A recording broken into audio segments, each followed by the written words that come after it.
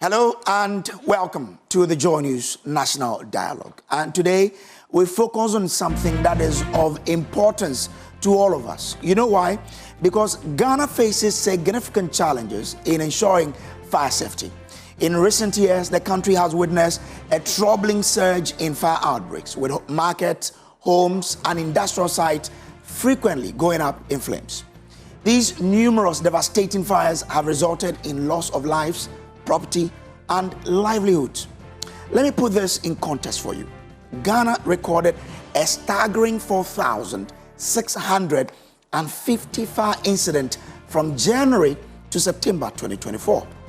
And this data does not even include the recent devastating fire outbreaks we have seen this year, including Adum market and Governmental fires.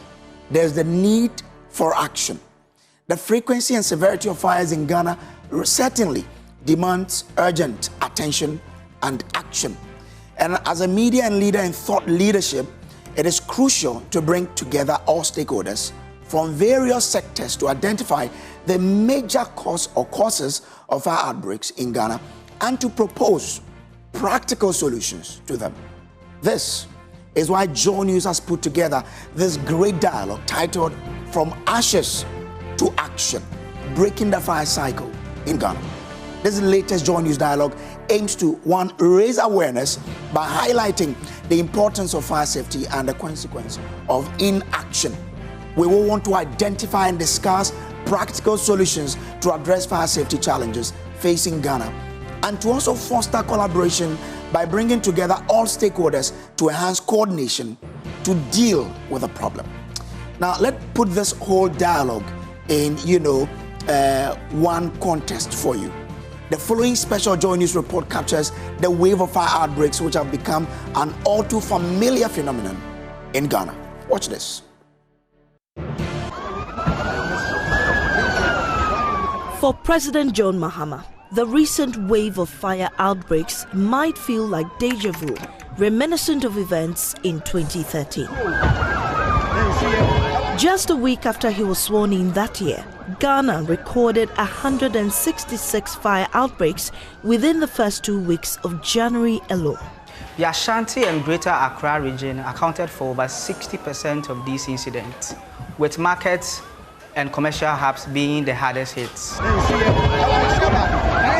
Faced with mounting concerns, Mahama's administration invited forensic fire experts from the United States to investigate the root causes and propose solutions to Ghana's recurring fire disasters. However, more than a decade later, the country appears stuck in a cycle of devastating outbreaks, with the same underlying issues persisting: restricted access to fire scenes, non-functional hydrants, cooking at market centers, and electrical faults. What has changed, however, is the scale of the problem. The magnitude of the problem is on the rise relative to 2013, and we are talking about total number of fire outbreaks increasing by more than 13-folds between 2013 and 2024. In actual numbers, we are talking about moving from less than 500 fire outbreaks in 2013 to now more than 6,000 outbreaks in 2024. If we move into the arena of damages, we've moved from 15 million Ghana cedis in 2013, now talking about 270 million in 2024. So what we can see is that the magnitude of the problem is actually increasing. Despite multiple investigations, both domestic and external, there's little evidence of lasting solutions. Structural challenges remain unresolved. Over 50% of Ghana's fire hydrants remain non-functional, while more than half of the country's firefighting trucks are out of service. These deficiencies make it even harder for firefighters to control.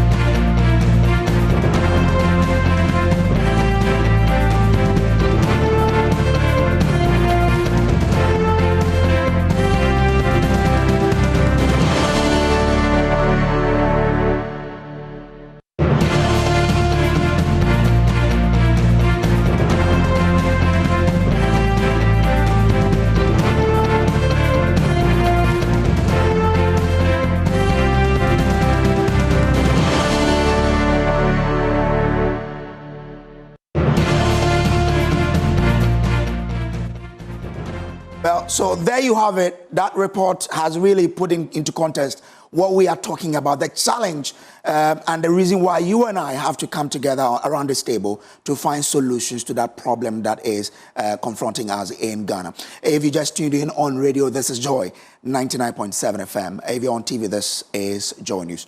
Well, lead data analyst here at Joy News, Isaac Kofi, joins with numbers. We need to put this into numbers for you to really see what it is. Kofi, let's start from the numbers we saw last year compared to 2023 and 2024 and what we do now. Absolutely. It would be good to start from 2013 because that was when the current president, John Dramani Mahama, you remember that forensic investigation into that 2013 fire outbreaks.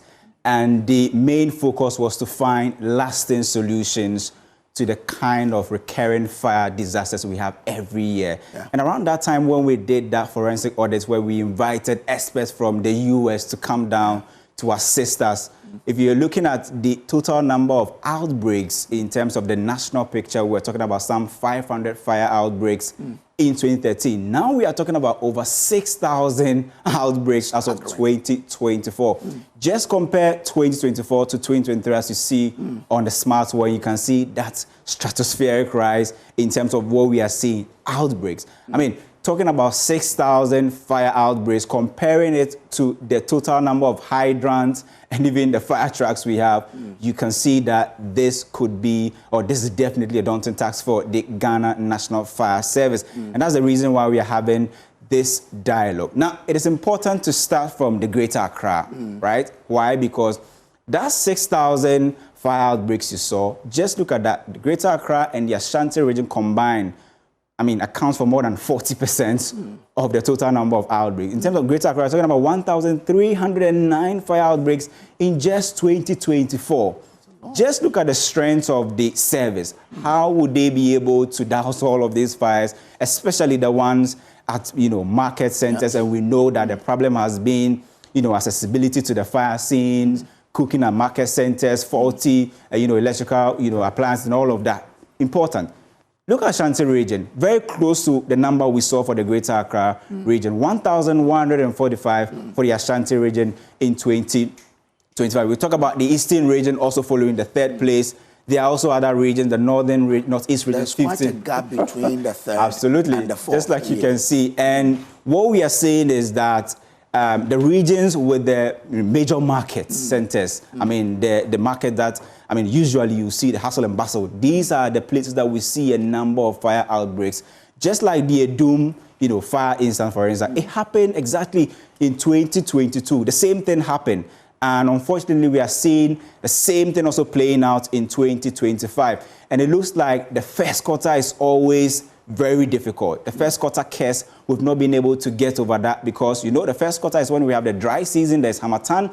And so the least thing, we record a fire outbreak. So other regions are there. You can see the Greater Accra compared to other regions. Just like you were talking about the gap analysis. Just look at where Greater Accra region is and the Northeast. You would definitely know that in terms of, the focus for this national dialogue, although it's national, but there are two regions, in fact, three regions that are currently in red in terms of Ashanti and Eastern region. And the key focus are actually on these three regions because they account for more than 50%, in fact, 60% of the total outbreaks we saw in 2024. In terms of the properties that have actually been destroyed, estimated cost, Kojo, in 2023, we're talking about 200 and somewhere 12 million Ghana cedis. Now in 2024, the estimated cost is around 270 million Ghana cedis. If you compare this to 10 years ago, or 12 years ago when we did that forensic audit, the damages estimated was around 15 million Ghana cedis. Now we are talking about that's a huge jump then. 270. That tells you that maybe the only thing that has changed is the magnitude of the problem. But solution and how to fight what we are seeing hasn't really changed. Now just look at this, properties, 2024. 550 million Ghana cedis. You can see the jump there. I even spoke about 270. I think that was the first and second quarter. But we are looking at this huge figure, almost 500 million Ghana cedis of properties actually salvaged. this is good. I mean, in terms of the South, I mean, it means that if you're able to equip the Ghana National Fire Service, when there's fire, definitely, even though we'll have some damages, 270 million, but they will be able to talk about, they'll be able to save or salvage some of the properties, 550. And in terms of, I think the first one we spoke about was a salvage property. Yeah, exactly. And then also, now we are talking about the damages, where we've seen that significant increase. 118. Now, talking about 270 million Ghana cedis, moving away from 15 million in 2013 now to 270. So the problem is there, and we want to talk about this side, right? Because, I mean, today it's good that we have the fire service here and then also the Interior Ministry. Exactly. So definitely they'll be breaking down specifically the Deputy Interior Minister himself. Absolutely. And I know that he's an action man. I've seen him say when he says he will do, he will do it. So today we'll definitely we'll see action today. And Kojo, you can see this is our firefighting outlook as of 2024, when we actually sent the right to information request to the Ghana National Fire Service that we wanted data on the status of our firefighting equipment. And they gave us this data that if you are looking at the national average, there are about 248 available appliances, including the trucks. Now, about 133 of them are actually faulty. That means that more than half are faulty. It means that if you select every 10 fire appliances we have to fight fire in the country, more than 5 in fact, is actually, faulty. But if you break this down, you begin to realize that the problem is also concentrated in the, the other parts of the country. I mean, the northern parts of the country, and also the places that are not highly concentrated in terms of fire. So when we looked at the outbreak data, you said that the gap is wide between the Greater Accra and the other region, northeast. But in terms of the 40 tracks. Just look at which region is leading. Upper East. 100% of the tracks they have there are faulty, according to the data given to us by the fire service. OT, Volta. 100%. I mean, Upper West region. Now let's come to the key hubs. Greater Accra. There is also the Ashanti region, and we saw the Eastern region. But in the Greater Accra, let's add the Ghana National Fire Service headquarters. 75%. Interesting data that we are seeing there, that even at the headquarters, you have about 75%. It means that 8 out of every 10 fire trucks there are currently, faulty. And this is the data that was given to us by the Ghana National Fire Service. We don't know if anything has improved yet, but listening to the Minister, Muntaka, he said that they are pushing for a levy to even support firefighting, which means that the situation is the same. People are actually pushing for one constituency, one ambulance, one fire tender. Would that work? That's something that we'll find out from the Interior Ministry today. But breaking this down to, if you look at the Upper East region, 16 fire trucks, 16, non-functional, faulty. OT 88. That's why we saw the 100% there. And in fact, these are the actual numbers. Look at the head office, the headquarters. 8 available trucks. 6 of them are actually faulty. Greater Accra 25, 15 faulty. And if you look at the Ashanti region, 25 versus 6 that are actually faulty. So this is the national picture. And as we, start this dialogue, this is the picture that we are entering with. It's very that as a country, even in terms of fire hydrant, more than 60% of the available hydrants we have are not operational, not functional.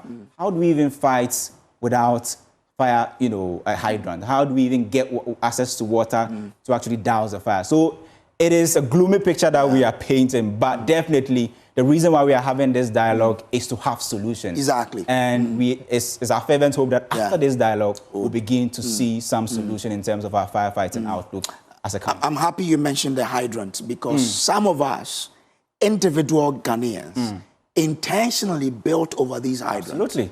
I mean, you saw or you've seen that there's a hydrant here. You bought the land. You saw that social media that video that went by. They covered it with there tiles. Was a shop. Yeah. Yes.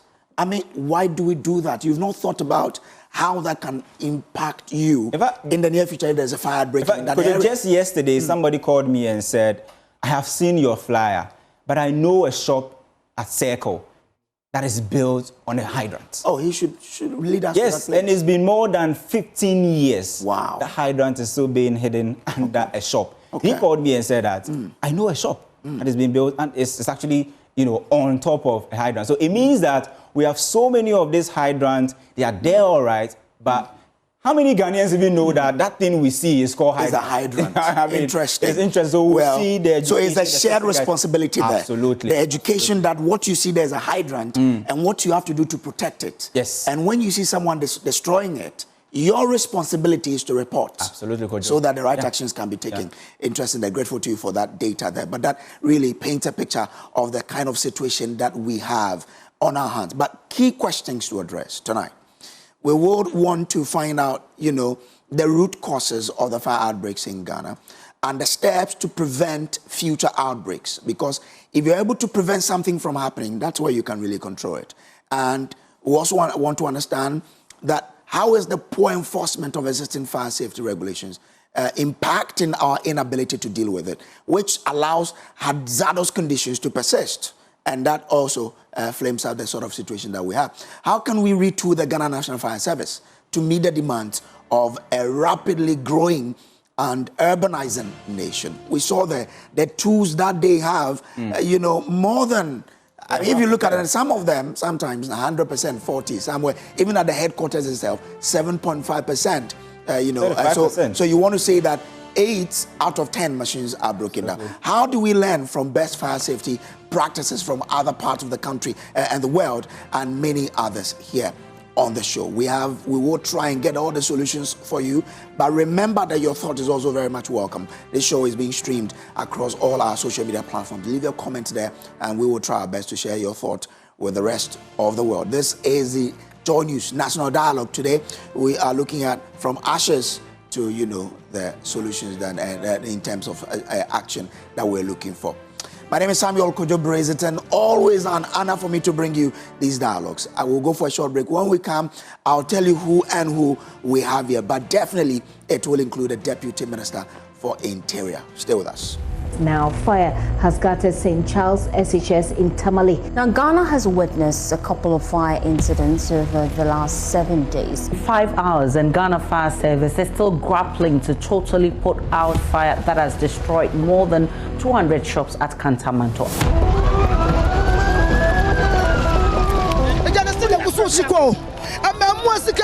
Papa 55 million. Hey, helicopter, mom offered him the helicopter. Pastor to do Janani Swasa. Arentia, great man for a man for the Abronsan, 3. First of all, my best. Fire service, I told you, and so I'll come in the war. I'm going to celebrate.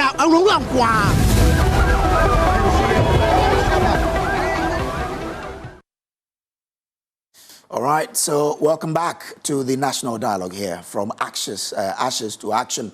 And for this all-important dialogue tonight, we are joined by the Deputy Minister of Interior, Honorable Ebenezer Te Labi. Grateful to you, sir, for joining. We also have here with us the Greater Accra Fire Commander. He is Assistant Chief Fire Officer 2, Rashid Kwame Niseu. Grateful to you, sir, for joining. And we also have in the house, the Managing Director of Bedrock Insurance, Ernest Frimpong. Grateful for coming. We also have a victim of the Kantamanto fire, and there are two. We have Susanna Asabia. Auntie Susanna, I hope you're well. Fine. And sorry for that, occurrence. And we have Nanaya Osedodu. He's also a Kantamanto trader. Good morning, good evening to you, sir, for also coming. And thanks to you, ladies and gentlemen, for agreeing to come to us. Now, let me start with, the Assistant Chief Fire Officer. Why has it been difficult? We know that you don't have the equipment, but aside the equipment, why has it been? I'll come to you for you to address that for me, but let me take you to Kumasi, because just behind me a short while ago, you were seeing live visuals from Kumasi. My colleague Nana Adum is there now at where the fire incident happened in Adum, coming to bring us. He's going to bring us the update on what is happening in the market currently. Nana, you are there. Paint a picture to us. how the situation is like in Adum.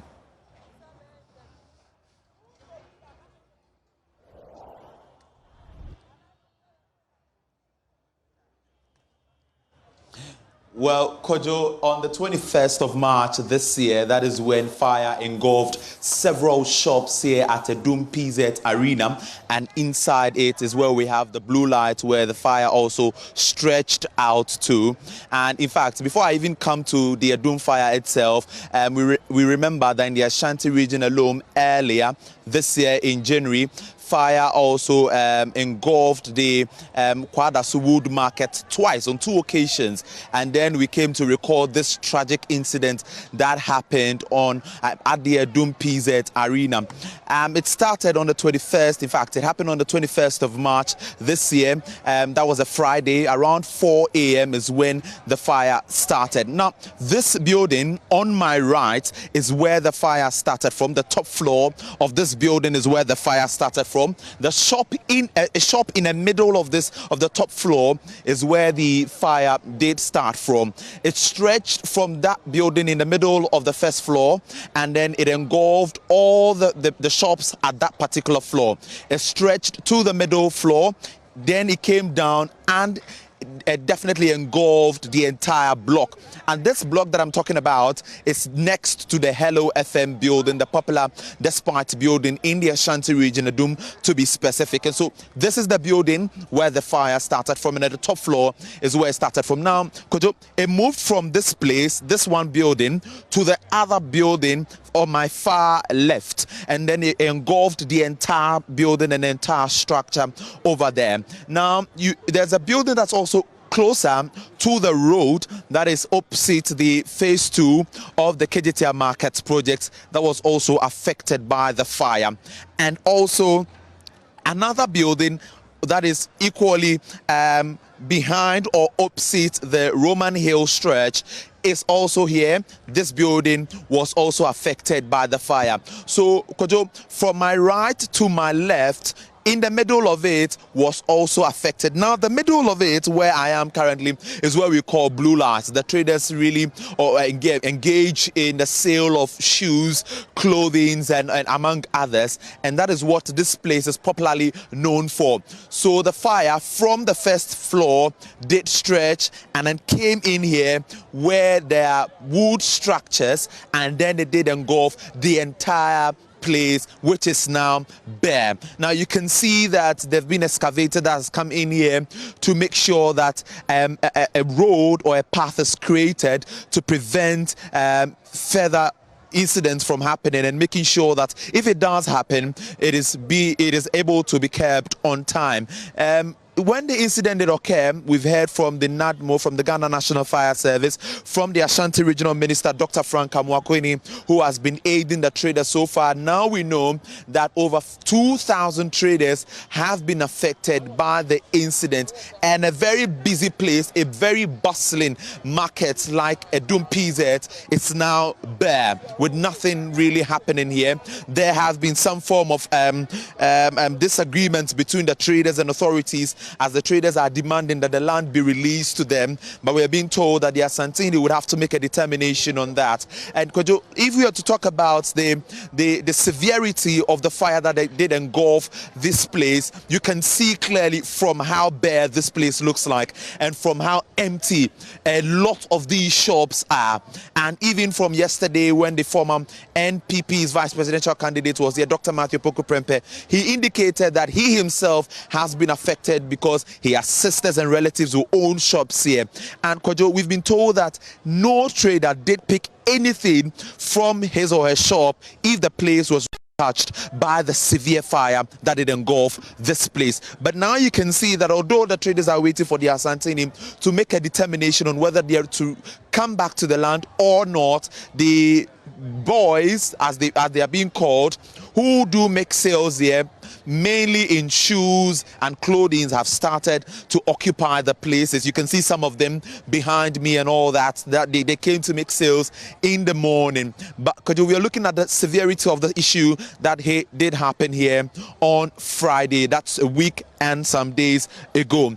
I have a victim who is here with me that will be sharing with us what he has been through and how affected he has been since the fire did occur about a week and some few days ago. Since this whole incident happened, I mean, how have you been affected by the fire? Oh, okay, me that's the economy anoding. The economy anoding. Any pedro trash. Enti asem si ene de esusu so abaya so de anoding pa easy kra anoding pa. Na oton den wa hanum say na woniema be say na eja no atimi aka no. Meton paboa. Ewa ha ekofa free togo na eba. Ene eja no ahye no. Me sika akuta me am de adwuma de me fancy skada dan metima ka say 8 billion. Ni nyina ahye me nya 1 cedi kra. Enti asem na ato ne de anoding esrem penifo Ghana penifo say omo hwe no mo ka bi mai. Because asem na aba no enye easy my cry bro. Wa hwe aha se ka bag ntem kakra ka ba be hu de ekoso ha. So enipa egu ha se be pe ano aduane a enye nipa ketwa emu ma ne mu mema. So enti no asem na aba no ya asem a ase enipa bi afa no easy. Obi kra tia brochire otia na odi atem. Da bi asem na aba no ya asem a enipa kwa ho kire mu hwe store so wa ha ahye bro. Stores so say all kind stores no nko a na say store no kra nipa mienu bia na store bia mu a de hwe stores so wa ansa na platform ya aso nipa ankasa esan wa enti enye ize asem na esi na enye ize nipa ya hwe ya de se bia sika ye dwetire a ya pebe 21 years e bia 30 years e bia 40 years enne anasa ya china ni week ni nyina bibia afiri obi ansa enti na asem aba china 2 weeks. So what he is trying to say is that it's been like close to 2 weeks since the incident did occur here at Adum PZ Arena. He is a victim. He's lost almost everything, running into millions of Ghana cedis. And he says that he never expected this to happen. And if I had come here earlier, I would have seen for myself the rate of devastation that has occurred here, and the fact that the traders who are even trying to occupy this place have been very, very much affected by the fire. Also, what I say, a debi beba, a ja ebitumi ato PZ ha fire service for ebitumi finding it difficult so ebitumi aso man so hon da yesa man so hon da yeda ba je mpesem chisa high blue light high PZ as a do na cast PZ high PZ high blue light but the all can man na anso sa da ye no say ja betimi ato ha ama ye normal ahwe na sika ahwe ama fire service for bebre ansa no madum sa ja na na anso sa da ye ne da na say no insurance policy ben na e cover money me ya etimi ashi insurance there once I no stores no untimi check obia insurance so na bezam che no ye me a me wa ha ne de me asem ni bi ato me ba me ankasa de me anhye dan ye insurance ama me normal e wa ha ba stores no de me fan say dodo na ye insurance ma omo stores no because untimi nkosisi anko check obi de or insurance or ye ba dodo na ye insurance de dodo na ye insurance no wa ha ba wa platform no so ne de dodo na ye insurance no ba ebuom kra no wa ye a wo hunu ba me de me kam de sisi ade a me de ma ye insurance bia ama me normal no say na wo kasa wo niema running into millions of cedis etimi ashi kwan be na ofa so a wo survive sisi ade bro eden se wa hwe a ye ba e begirejina asa na ye san akọ e begirejina asa na ye san akọ ntina wo start me kan say sisi a no Ghana mpanifo na ye ni de o manim because asemu ya ato ye no na gise mpanifo bam no mo ka bi mai ye de yesu akọkire opim so ye na ye bu emu ase e bo ni din kan asem ye ne bone so ono na yesu e de because ye de enim sa asantema wura nti asante de ye wura na otumfo nti ono na yesu ma eni su ye de ekogu ni na ase because ono na okase yenku enu ma na ase yenku achi a ye ko nti ono ana ye da no. So he is a trader who's been affected by the fire, and he says that, well, he has really lost almost everything, and now he is waiting for the authorities to make a determination as to whether or not the land will be given back to them or they are not going to receive it anymore. He says that the Asantini is who they are waiting for to come and then give them clarity on that, but he has lost almost everything. In fact, everything. Clearly, his words were very clear and very emphatic on that he has lost everything as a victim of the fire that did occur. As I said earlier, some of the traders who've been trading at the Blue Light Arena inside here, who've been affected by the fire, some of them have brought in tables. They are trying to make sales of the little things that they were able to secure from the fire. And those who did not really secure anything would have nothing to come here to do, or no sale at all to come and make. But I have some gentlemen here, and I've seen that they've been making sales since morning. I try to speak to one of them. Since this fire occurred about 2 weeks to tomorrow, how has life been? Can I speak to you to express? You can speak to you. Okay, thank you. Since fire outbreak this year, bro, the case a higher neighbor, a higher pa. Oshe boys say wahanum over 800 boys say wahanum. I be sorry no pa be ba eni baby ayekọ enim de ye scared da honum eno bia na yusu unto imagine say be ba hanom na bia meka ho na say be kofie so on the make no say high at least enke ba na hu say ye bibi ena e benya 20 30 50 100 bia share ho I hu say ye okay so hu say high pa na ekwan be na mo fa so amotimi survive say the survivor no mo de ka say enya dia na eboa eden or because say ba yentimi nya bibia o bibia hyentie nema kakra na wo hanom na de abegu anom say ye ton bibi so hu nti yenti say first I was shopping him say ye ba dia ye ba be business be ye adwuma nya kakra hye ho say the enya obi akra yentimi ba town this time. Okay. Okay, so he's a trader. He says that life has been very difficult since the fire occurred about 2 weeks to tomorrow, and this time around they don't have anything to do. They don't really rely on anybody. They would only have to rely on the authorities and government who would come to their aid. But then you can see the rate of destruction that the fire did really touch on here at Adum.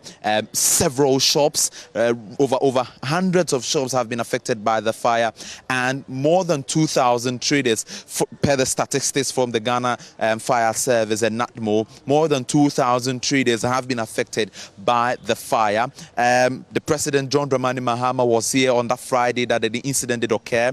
He spoke to the traders and he spoke about making sure that our market structure is being put in place properly to make sure that we do not really encounter such incidents again. And that is what prompted the attention of authorities to create a path here to make sure that if any incident of this sort is to even happen again, we'll be able to resolve it on time. Because fire from a floor, just the top floor of a building, into this particular arena and with destroying hundreds of shops makes it very, very serious and critical for us to look at. And so this is the situation on ground. Over to you. Nana, I'm grateful to you, but that is a very disturbing the situation there in Adum Blue Light, what we just saw. I mean, people losing their livelihood in a matter of hours. They never thought that that could happen to them, but it has happened. And that's why there is a need for us to have this particular discussion we're having. Let me bring you into the studio and get the discussion, going. But I would also introduce to you an expert we have on Zoom. He is a UK-based health and safety professional. Edward Deborah, Eddie, thanks for joining us via Zoom. Thanks very much there for agreeing to share with us your thought on this particular subject. But let me start the discussion with the Deputy Minister for Interior, Ebenezer Tailabi. So I'm giving you 10 minutes to give us your opening remarks.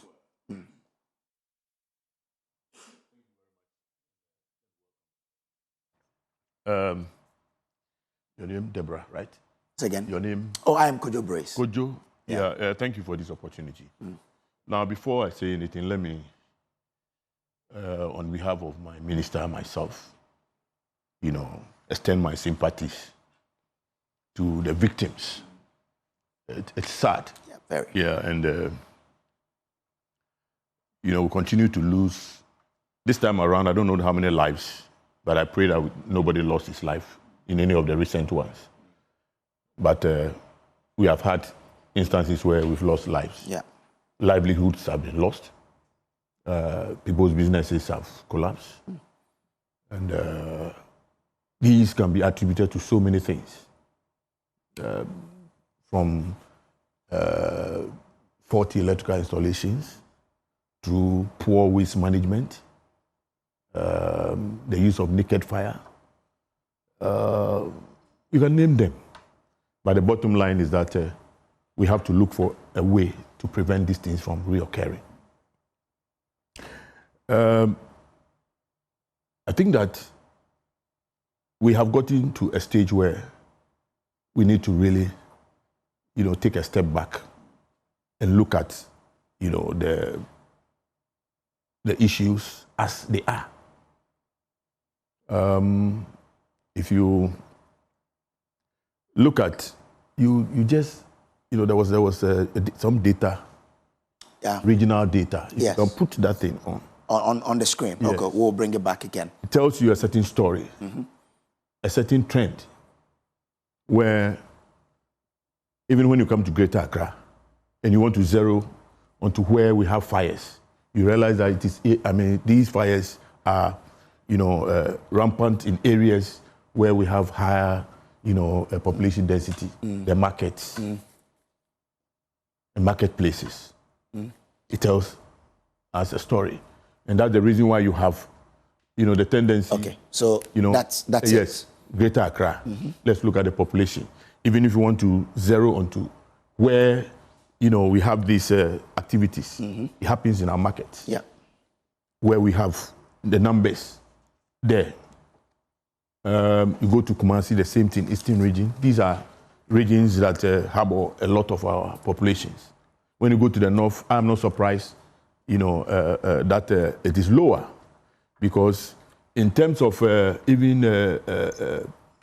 space to maneuver, when you come to Accra, it is less compared to maybe Kumasi and then to the north. So what it means is that there's a need for us to look at,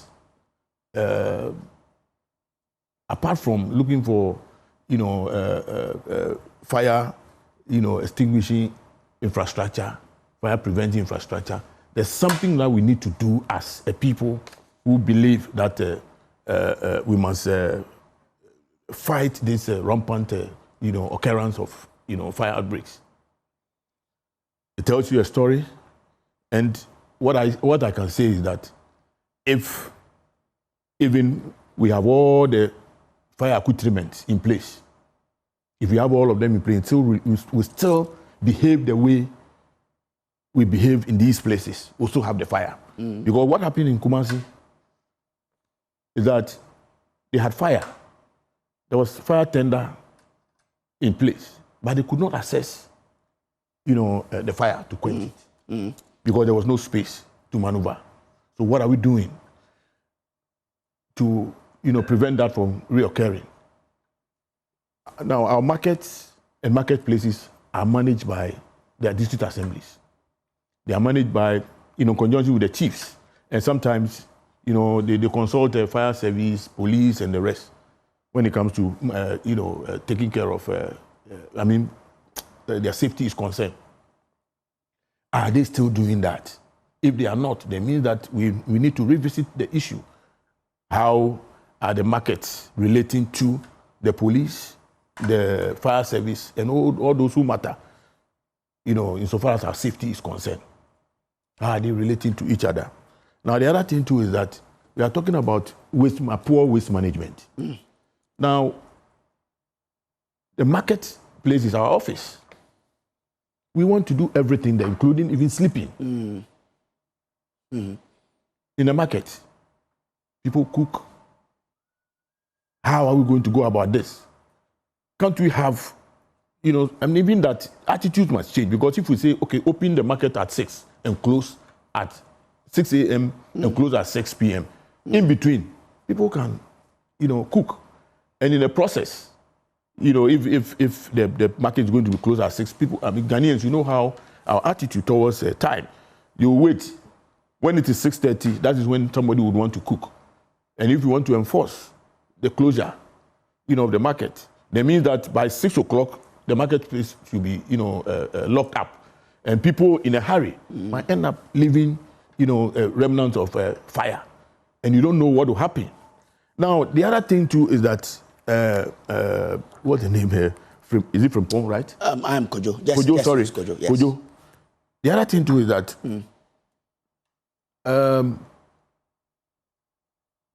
if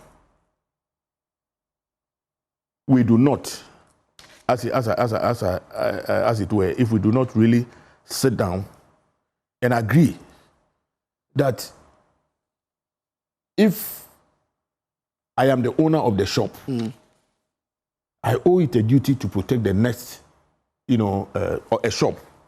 I owe it a duty to protect the next person by making sure that whatever starts from my end will not spread to, the next shop.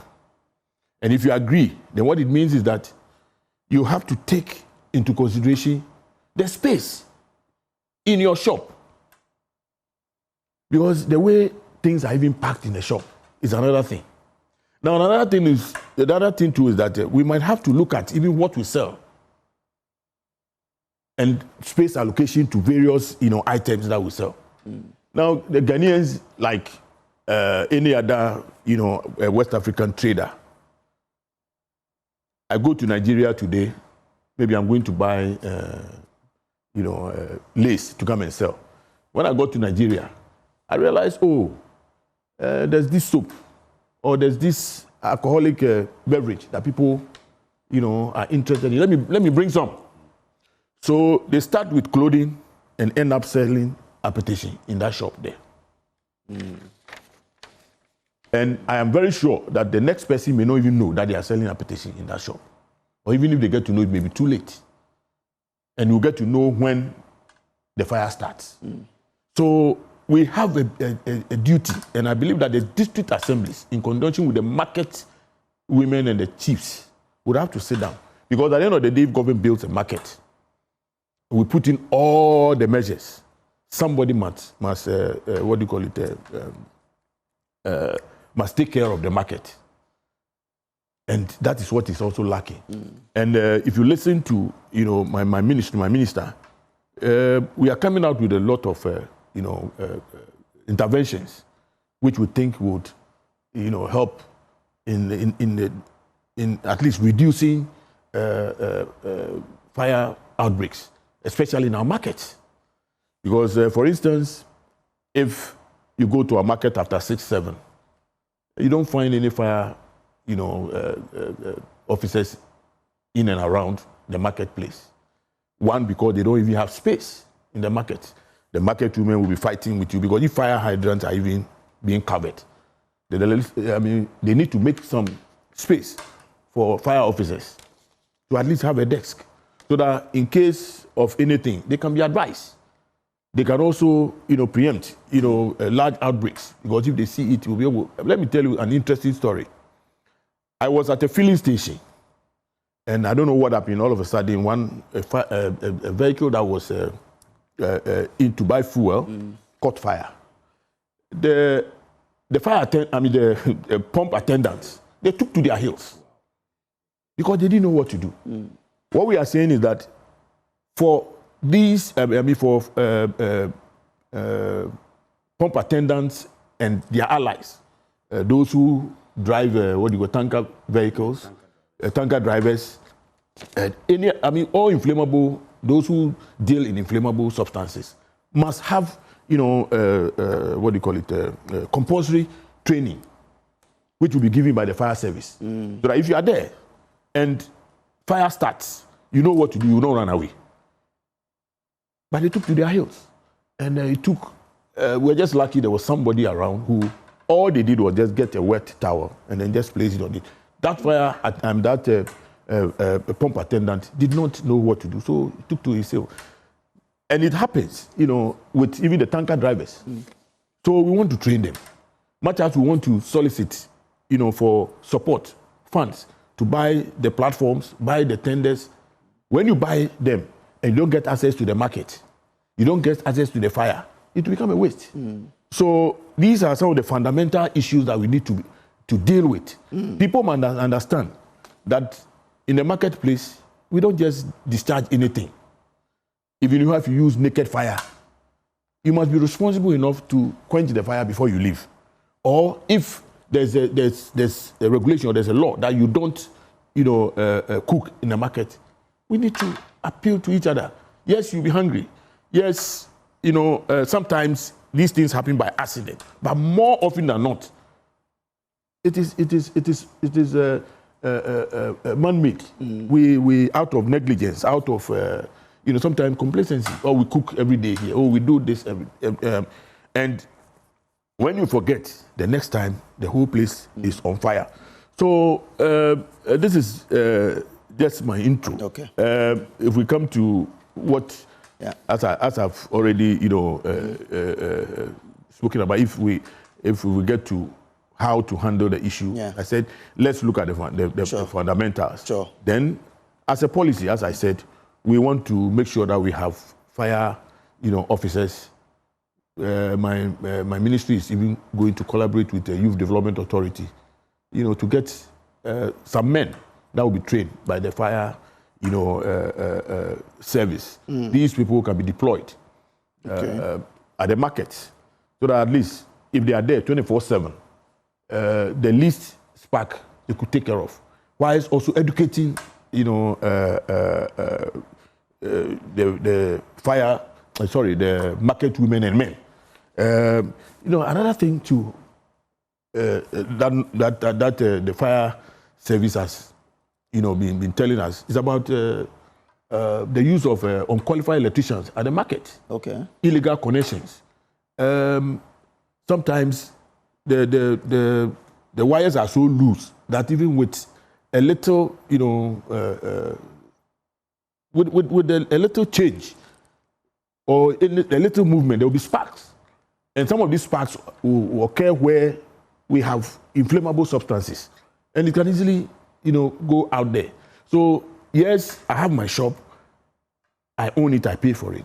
Okay. But as I said, be responsible. Okay. So, these are some of the things that will come out of, from educating our people. And these will be done by the people we are planning to deploy. But we are also looking at retooling, the mainstream fire. Okay. So there's a lot of questions that yes, okay, to provide us with the answer. So I'm grateful to you, Mr. Taylor Labide. Thank you very much. The Deputy Interior Minister. Now, from him, let me go on to Zoom now and bring in our health and safety professional, Edward Deborah, who is based in the United Kingdom. Edward, I give you 10 minutes for you to give us your opening remarks. Right. So thank you so much for the opportunity, Kojo, and to my fellow panelists. I think that it's exciting to be here to contribute to this insightful conversation. Having lived and worked in Ghana for most part of my career, I share the sentiment of those who have lost property and livelihoods and all of that. But one of the things that we have not really paid a lot of attention to as a country is health and safety in general. I think that we've gotten to a stage where we have to move away from the talk and start getting things to action. Why am I saying this? As we speak, the national body that's supposed to look after health and safety, the Department of Factories Inspectorate, are ill-equipped. They don't have the resources to even go around to do inspections. Assuming they were doing their jobs as it's expected of them in law, most of these things will be spotted before it happens. You see, as a health and safety person, I always don't want to lay the blame on, I don't want to mention maybe the causes when I haven't done an investigation into the whole issue. But when an accident happens, three things are supposed to be looked at. You want to look at the immediate causes, you want to look at the underlying causes, and then you want to look at root causes. Most of the time, root causes are as a result of leadership failures. Okay. When I say leadership failures, what do I mean? I've worked with fire service before, and Honorable, thank you for making that point on the fuel stations. I used to work in the oil and gas sector. In fact, I worked for one of the big brands in Ghana for most part of my career. And I saw how fire service people relate to us.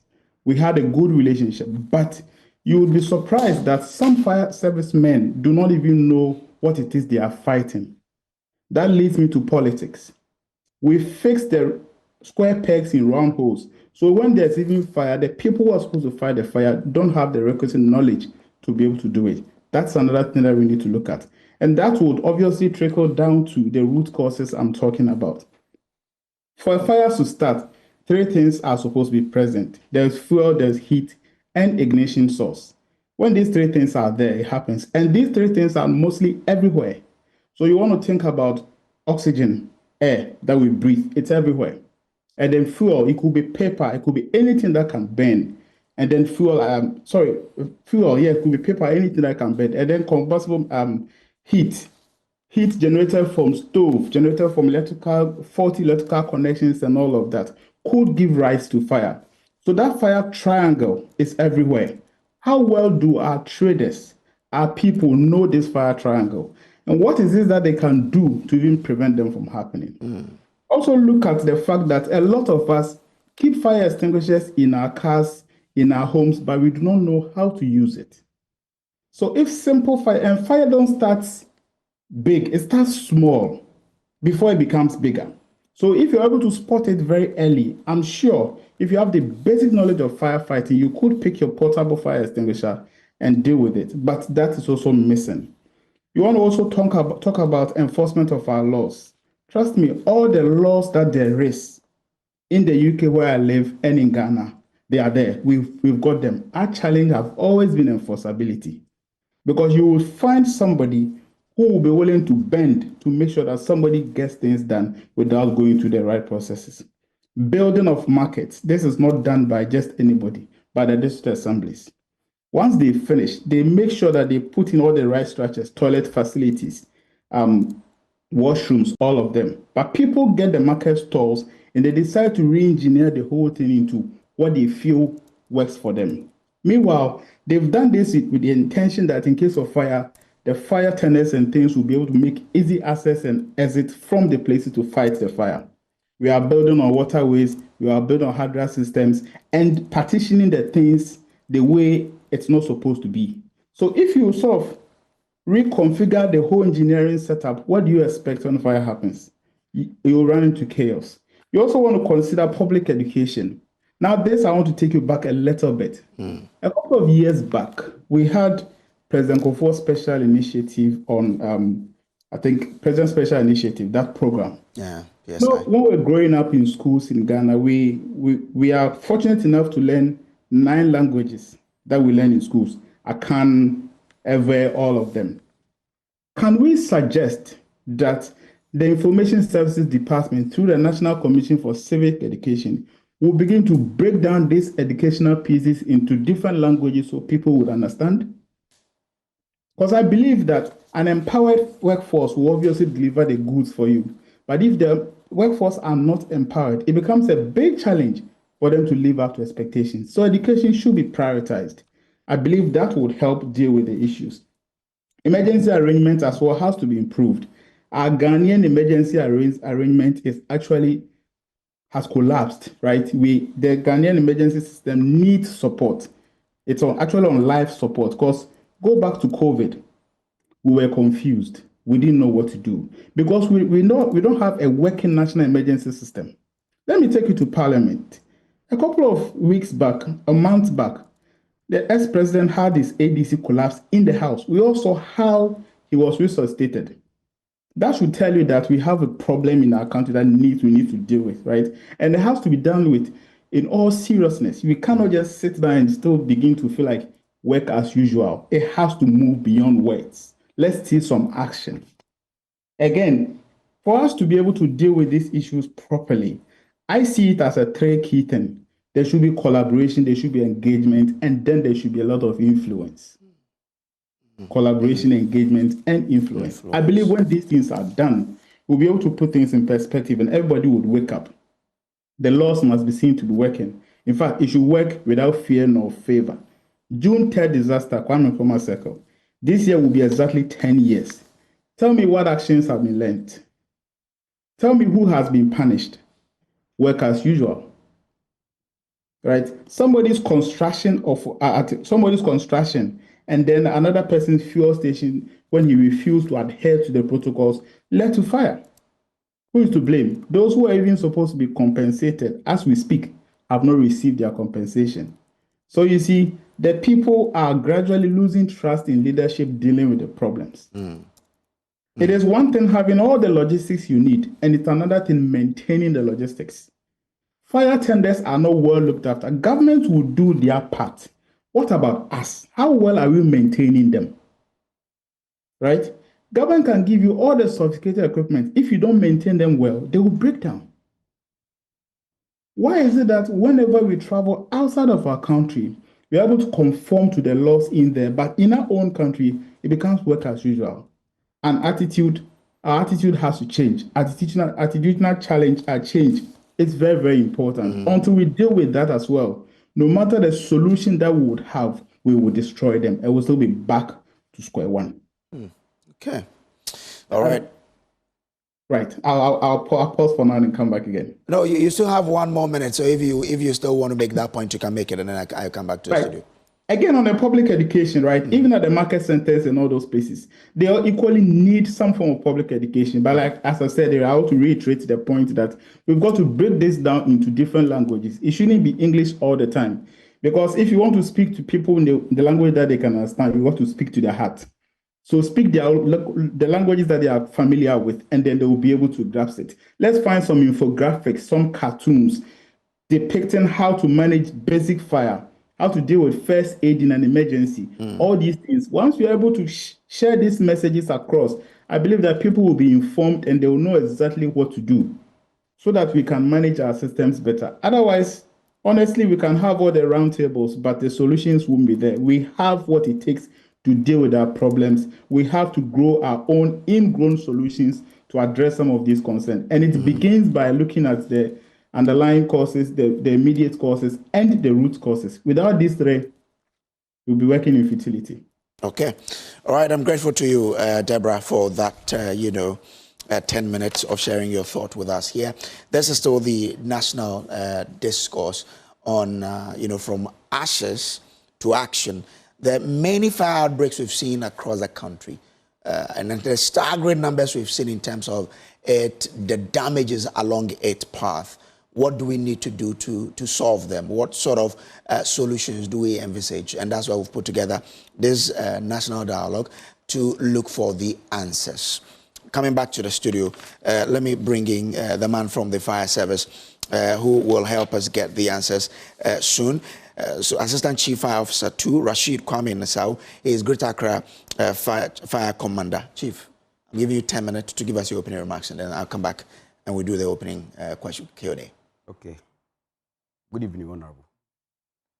I would like to extend my greetings to the Chief Fire Officer,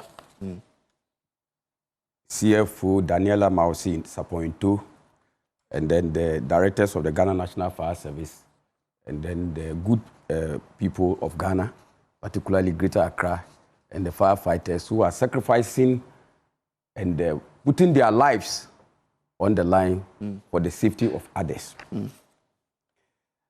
Before I continue, the gentleman who just left said that the firemen don't have requisite knowledge to deal with fires. I think that that is not true.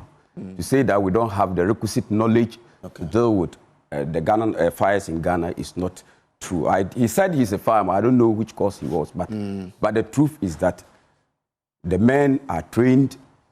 Some of us, I can mention main names who have certificates in Institute of Fire Engineers and have fire engineers in the Ghana National Fire Service. That is a fact. So please, if I know it's not everybody who is a fire engineer in the Ghana National Fire Service, but at least the training, we have gotten the training, and that I want to put that on record. Now, talking about fires, market fires particularly, there are reasons why these issues are happening. Constantly, we've spoken about illegal connections. Get into the market as I speak to you, and you bear with me. Anybody can just call any electrician and ask the person to tap from one kiosk to the other. those people who are electricians and electrical engineers will tell you, we have every electrical wire has its resistance. Every electrical wire has the power that it can carry. You go and employ anybody just to tap the power for you. These are the things that will cause the fire. People, Honorable spoke about it. In Ghana, marketplaces are used for domestic purposes. When you are sleeping in the market and in the night, mosquitoes are disturbing you, definitely you put on a coil. If there's light off, you put on a candle. And when you are asleep, you don't know things around you. So definitely, these are the things that are causing the fires. Until we dedicate market and say, this is a dedicated market. Don't allow people to come cook, sleep there, bath there, and you turn markets as their homes. We have challenges. We have challenges. Let me talk about storage of flammables. If you watch the clip of Adum very well, as the market was going, it gets to a place, then there's an explosion. Ask yourself, what is causing that explosion? It is storage of flammables. I have investigated fires that we realized that the items that the person was selling was what caused the fire. You mix cupboard with water, it will generate fire.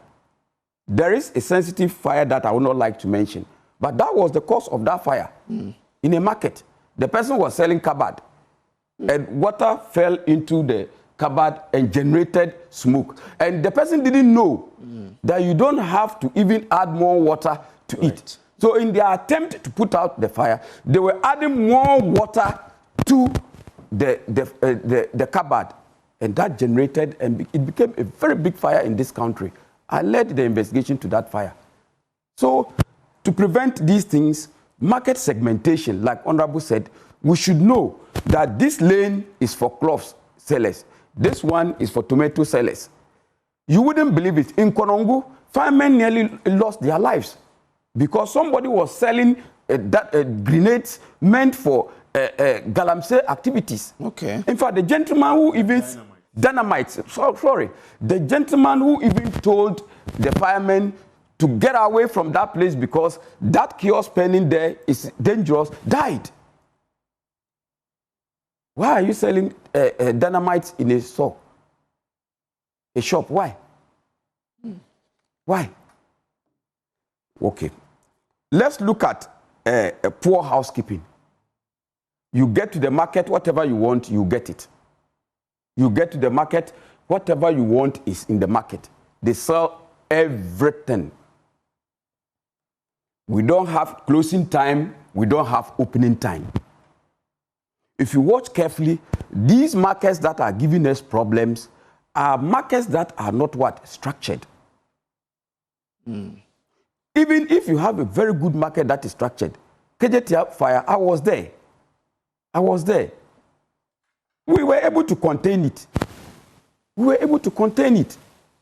But I can tell you, if that market was not properly constructed, even access to the place we wouldn't have gotten. We wouldn't have gotten access to the place.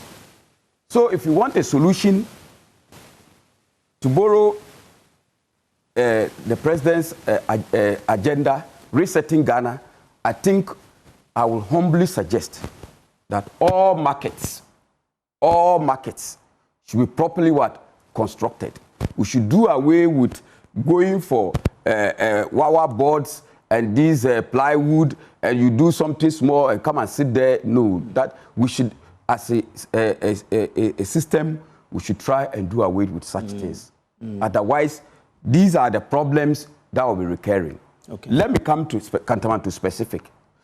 Have you ever been to Kantamanto? You will see mass ironing. I don't know whether I've spotted that thing before.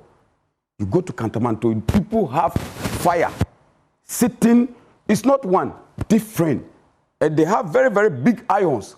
They do this thing day and night, non-stop. How are you going to prevent fire with this? How are you going to prevent fire with this?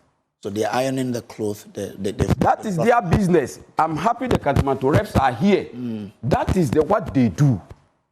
Those people, that is what they do. Okay. mass ironing for people. And they do this day and what? Night.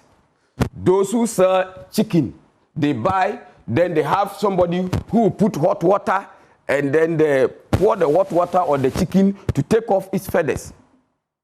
These people are in the market. They are sitting right there.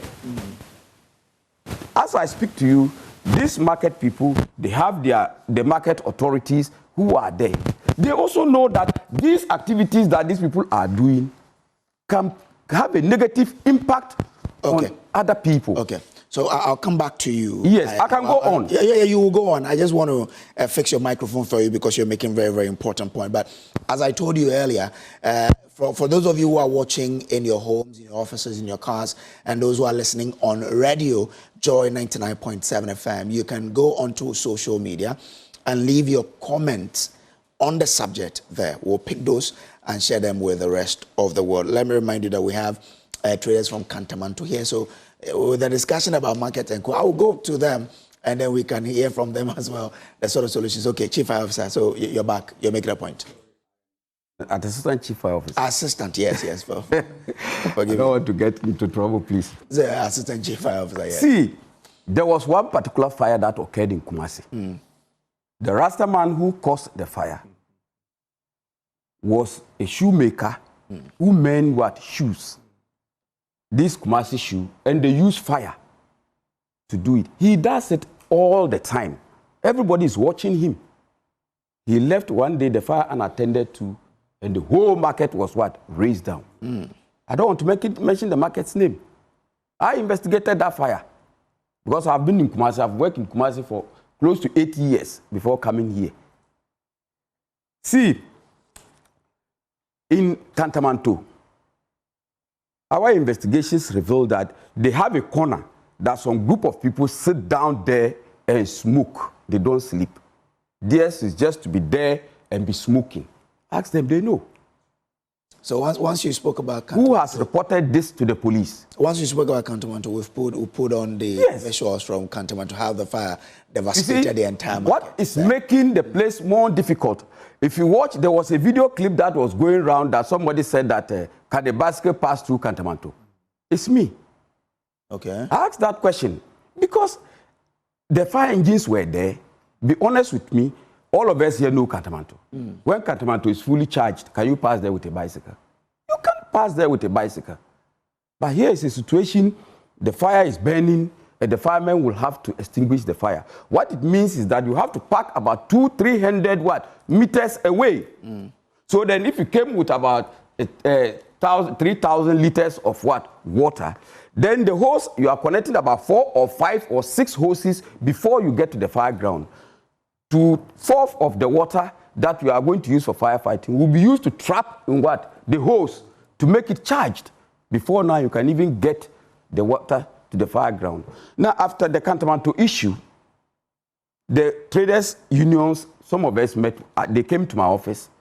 We said, okay, let's advise you on what to do so that you can create access that we can pass through, and if there's any fire outbreak, we can fight it. Go and see. They have reconstructed it. It has been reconstructed. The same way it was. What do you expect? The same way it was, it has been done again. What do you expect? You see, so if we want to go forward, the solution is to ensure that these markets are rebuilt to modern standards. Fire service approval will come there, certify them. There will be sprinklers. There will be smoke detectors. In fact, fire manifests itself in 3 ways. Every fire generates smoke. That is why they say there's no smoke without fire. Every fire generates heat. Every fire generates flame. So the white man has flame detectors, he has smoke detectors, he has heat detectors. If you install smoke detectors, the slightest smoke will trigger alarm and you can tackle the fire. Most of these fires that result into these things, you will not believe it. The Kantamanto fire was reported by a small boy. Okay. Can you imagine that? So for me, I wouldn't like to talk much, but I just want to say that the way forward is, since the Honorable Minister is here, retooling, we agree. We need to be retooled so that we can do the job and do it well. Okay. But of course, the equation is not one way. It is a two-way equation. Okay. What about the traders? Are they prepared to do the right thing? If they are not prepared to do the right thing, how we'll go and come back. If nothing at all, this incident that had happened, they should have taken time to come and sit down with us. We will tell them what to do, then move on. 2 days after the fire, the market was reconstructed. So these are the challenges. All right, quite an insightful, opening up of the whole issue to us here by Assistant Chief Fire Officer. I'm grateful. But let me then take you to the Kantamanto market itself and find out from the traders, because it looks like a lot of the discussion or a lot of the issues center around non-structured markets and how it makes it difficult for fire tenders to get access to these markets. Now, when Kantamanto, unfortunately, caught fire, the traders have rebuilt the place. But let me ask you, if you listen to all the discussions that have come up, Mami Asabia, did you take into cognizance the fact that you need to now create spaces such that if tomorrow there should be fire, the fire tenders can have access to the market and quench the fires? Thank you, Kojo, for your question. Thank you, my panels. It's been tough for we, the traders, to subdue our hearts and minds for the fire service and the elders, because we can't trust the elders of the market. You can't trust them? Yes. If you are a leader and you cannot be trusted, how can the people you are leading listen to you when you talk? Okay. But why can't you trust them? That is, I'm coming to it. Okay. That is what I have seen. Because if you are a leader and we've got a disaster like this one, and people who love our country, elders who think about the traders, women and children and men have come to donate some huge amount for you people to help the traders. And you cannot give out the monies that were given to you. Also, rumors were going out that they wanted to sell the market. So everybody was in a hurry to put up his or her structure before the place will be sold out. So to have the patience for the elders to go to the fire service and talk to them and come back to tell us what they want us to do next was impossible. Because just after a day, there were some white people on the land using excavators to clear the land. And the news was they have sold it out to them, or they wanted to sell it out to them. So everybody has to find a way and means to put up his or her structure. So within a week, the place started building up again, without waiting for anybody to say stop or go on. That was what happened at the market. Okay. I'm saying this because I'm also a trader there, and we saw in the news how our political leaders came to donate, how Despite and other people came to donate, and it was huge, huge, huge amounts. But at the end of it, they placed 125 cedis, 20 pesos in an envelope to be given out to traders. 125 cedis to be given out. But they've explained that they are using the rest in rebuilding the place. If the traders have already rebuilt, what are you doing again? If they have already rebuilt their places, everybody did it him or herself. And even that, we let you know women talk a lot. Women talk a lot. Anything that goes on at the market, day by day, we hear it. even before they put up their structures, some were taking 1,000 Ghana before you place your plywood or your wood on the land. Others were taking 1,500.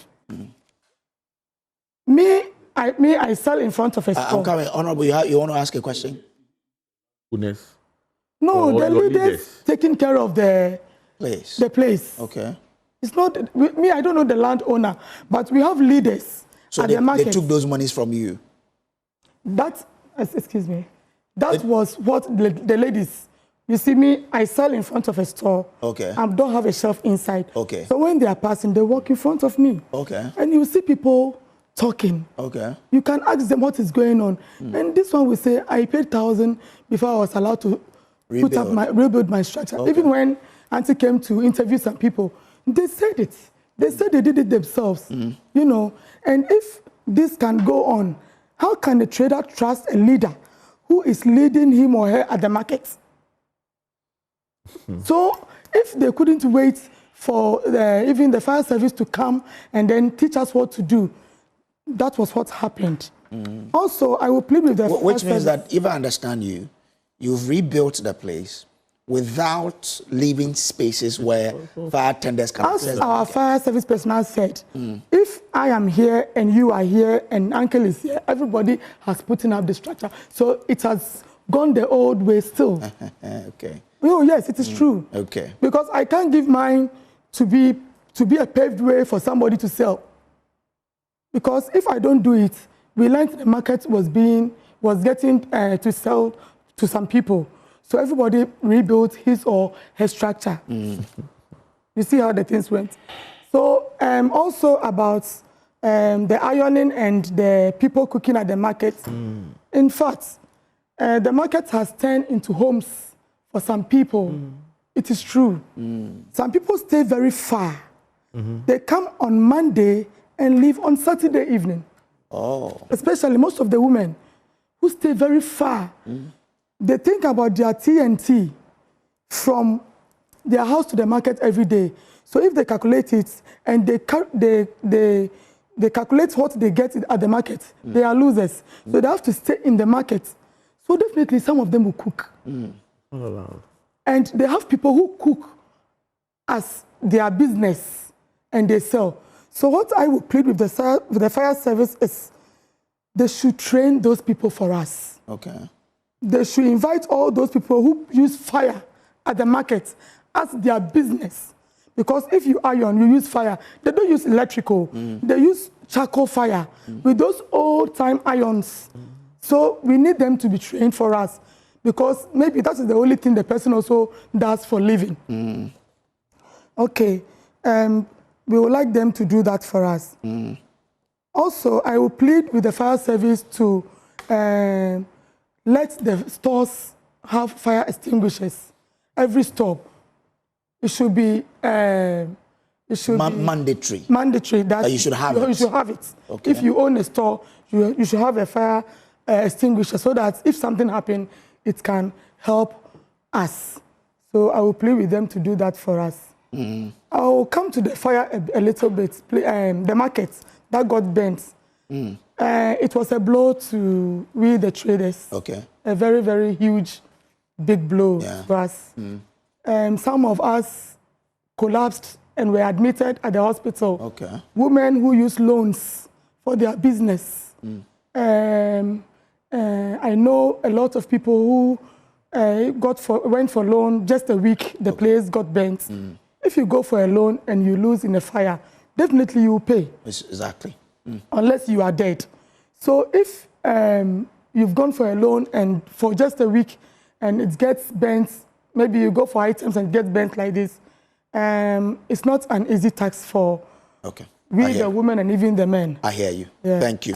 Let me bring in Nana said, and I'll come to the insurance because you make a point about if you go for a loan and this happens to you, at least how do you take care of the loan? How do you restart? I'm sure the insurance will have a response for it. But let me bring in Anaya Osedodo because he's also a trader at Cantamanto. You've rebuilt your place without spaces for the fire tenders to access. Today, if the fire service comes to you or government comes to say, we need to break some of the structures down, What will be your reaction?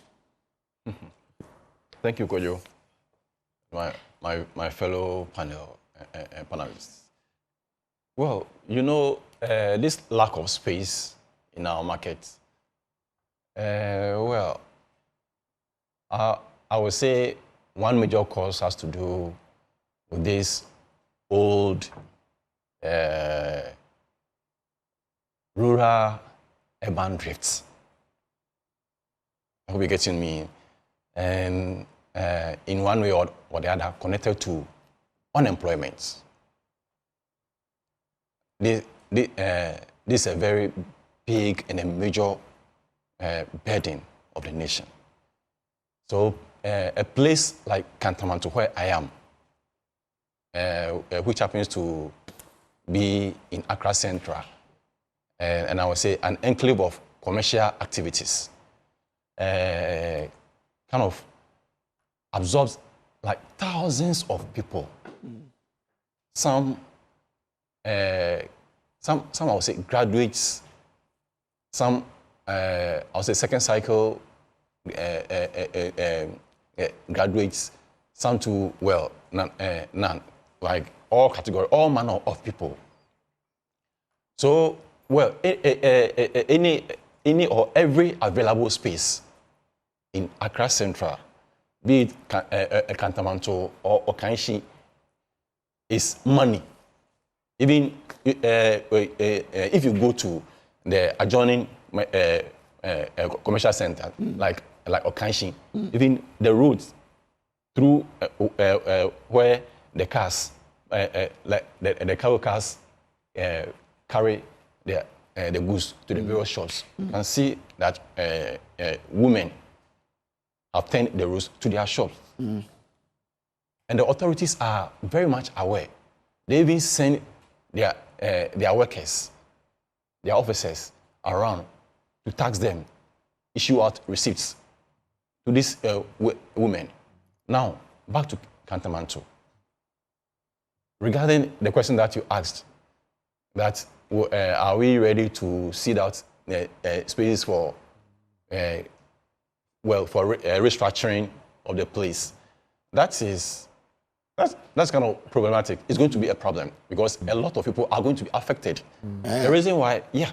But if that is not done, and there is, unfortunately, we don't wish for it, but there is any fire, it's going to be the same issue. Why wouldn't you allow for spaces to be created so that you will be protected if there's any accident? Now, in Kantamanto, every available space, apart from like the ways or the spaces in between the shops that are walkways for humans to pass through, I can't say there's any thorough or passage for a vehicle. So should there be any fire outbreak, accessibility to the market becomes a problem. Yes. For the fire service person. Now, well, in that case, well, they are aware of the nature of the market.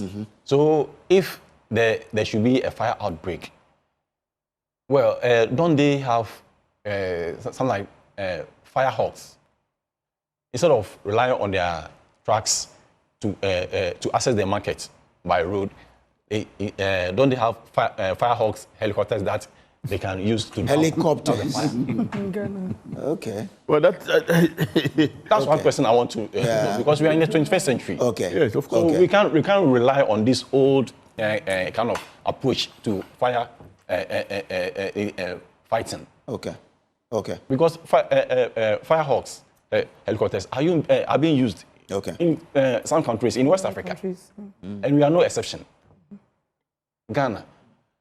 So if they are finding that difficult, because they are aware of the structures, they are aware that there are no spaces available, and no shop owner is ready to cede his or her shop for any road construction. Okay. To be carried out through the market.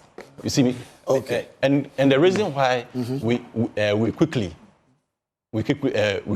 came back to rebuild the market was the fact that, well, the place the landowners are the Ghana Railway Authority. We, the traders there, we are not encroachers, neither are we squatters. Okay, all right. We went through due process to acquire the land and trade from Ghana Railway Authority. Wow. I hope you're getting me. All right. So we are there, and we have our leaders too. Madam made certain allegations, and later she even identified where she trades. So naturally, that's what allegation about the leadership? That they have squandered the money. About the leadership. Yes, about the leadership. About the is that what you're talking about? But it appears she. What do you know about that issue? About the leadership? Yes. Well, we have about. No, not about the number. She about says the monies that were they took money before some people rebuilt. What do you know about it? Donations came in, right? Do this for me in 1 minute. I need to move on. Right. Donations came in. Building materials were given out. Shop owners were aided with some building materials, some wooden materials, and the roofing sheets. And we have categories of groups in the market concerning the used clothing, the second-hand clothing business. We have the importers, we have the traders, the category where I belong. I don't know what she deals in. And then we have the leaders forming the executive category, right? So when this happened, the importers, they came in with their aids. Okay. And then others too from outside also came in. Yeah. Were giving bags of cements. Okay. People donated money, and they all have they all came together. We have 13 chairmen. Okay. In the market. So they all came together, agreed for one person from the importers. No, so the issue is about money, just because we can't spend a lot of time on this. How much were you given? I, being a shop owner, was given 125. But the 125 was given to us by the president. Okay. He said we should take this money and then give it out to the traders. Okay. Have you been given any other money apart from that? No. Okay. Well, any other money that has been given to us came from the quarters of the NGO called OR Foundation, or All Foundation, which is 2005. 2005. They've given to everybody, every trader. Not every trader. Okay. Some haven't had this yet. All right. Okay. I'm grateful. But what about the 1,005 she claims they took before you rebuilt? Did you pay that money? I didn't pay. You didn't pay 1,005. You know, some of the chairmen were doing that. Okay. Some people were receiving. There were allegations. There were allegations that some of the chairmen were extorting money from others. I hear. I see you want to make a point there. I think that, in fact, these are some of the fundamental issues that we have to deal with. Ownership of the land. Yes, you have rightly, you said you have acquired, the place. But somebody must manage the place. Markets are built and supervised, are built by government and managed by the assemblies in conjunction with the chiefs. And if you are a tenant, you cannot, say that because of your numbers, you don't want to obey basic rules and regulations in a house, and by extension, the market. You understand? Okay. So we need to. It's not about unemployment. Yes, unemployment is there. People will want to work, but the point is that if you are in the market to sell and you want to, keep that place as your what do you call it? Your cash cow, where you get your money every day, then you must work towards keeping the place so that it will be there forever for you to continue to have your. But if you don't, you don't take sanitation serious, you get involved in illegal, connections, you sleep there. You are not supposed to sleep there. The excuse that Madam gave, for instance, is untenable.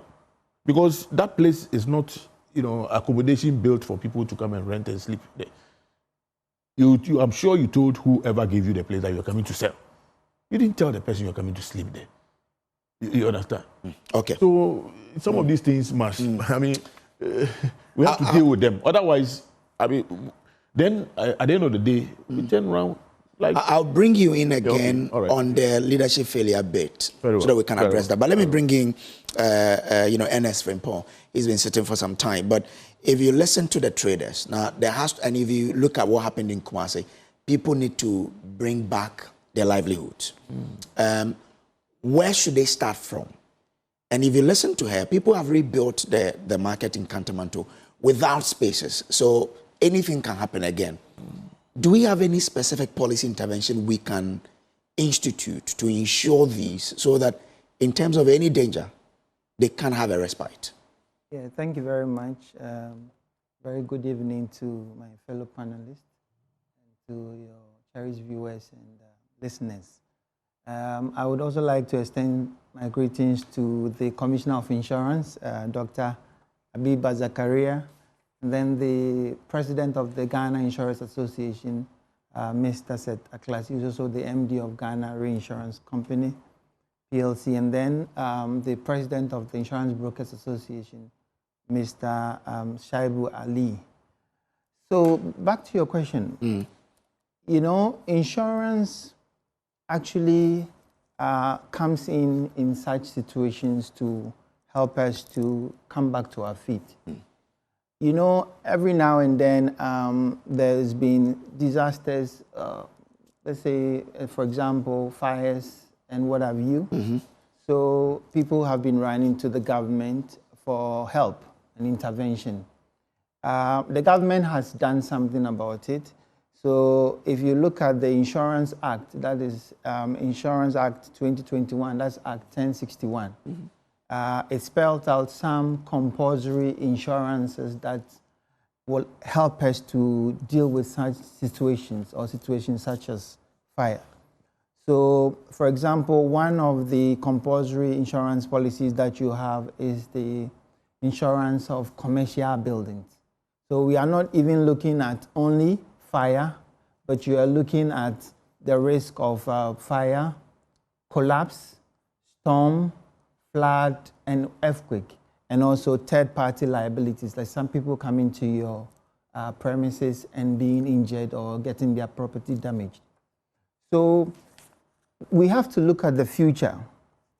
I saw the video you played that the gentleman said that he believes that some people had insurance and some people didn't have insurance. Yeah. But I believe that the industry led by the Commissioner of Insurance, they are working out the numbers, I believe, about how many people of such incidents had insurance or didn't have insurance. So I'm sure at the right time they'll come up with the figures. Yes, but for us, the point is that we don't want any single individual to suffer because of such incidents where they don't have cover or protection. So insurance come in to come and ensure that people are brought back to the position that they were before the loss. And if you look at Section 218 and 219 of the Insurance Act, it talks about actually laying the responsibility on the occupier or the owners of commercial buildings to actually have insurance to protect such risk. Okay. So the tenants, even if the the owner does not have the insurance, does not do the insurance, it's on you. So it's a joint responsibility for both the tenants or the occupier and then the owner to have insurance. I talked about the insurance of commercial buildings. So it protects us against fire, and we call other perils, like I mentioned, fire, flood, earthquake, collapse, and storm. So the NIC has some task force that goes around to inspect, but normally they don't go to the market centers. Okay. They normally go to other places to make sure that people are complying with the Insurance Act. So I think the issue is about compliance And we need to work together as an industry. So I believe there are some teams that have been formed that are working on this as a unit. So where the NIC, the GIA, Ghana Insurance Association, and the Insurance Brokers Association are working together to actually create awareness of the need to have insurance to cover such risks, so that in such situations, we talked about people taking loans to trade and people taking loans to do business. Insurance will be able to come and pay for the losses so that people can come back to their feet. Now, you're even talking about situations where properties are salvaged. There are even instances where even the fire service people will come in and they'll be able to put out the fire. But what about the goods that have been damaged by water? So insurance also takes care of those damages by even fire and trying to fight the fire. So I believe it's a point that we need to come to. People are not really interested in insurance for the fact that insurance is the last thing on their mind. But some people say that, well, I did insurance, nothing happened, then I lose money. But if you understand insurance, you know that insurance protects you, it gives you peace of mind, it ensures business continuity, so that if situations like this happen, you are able to come back to your feet. Now, we are unable to tell how many of the people that have been affected by these disasters had insurance.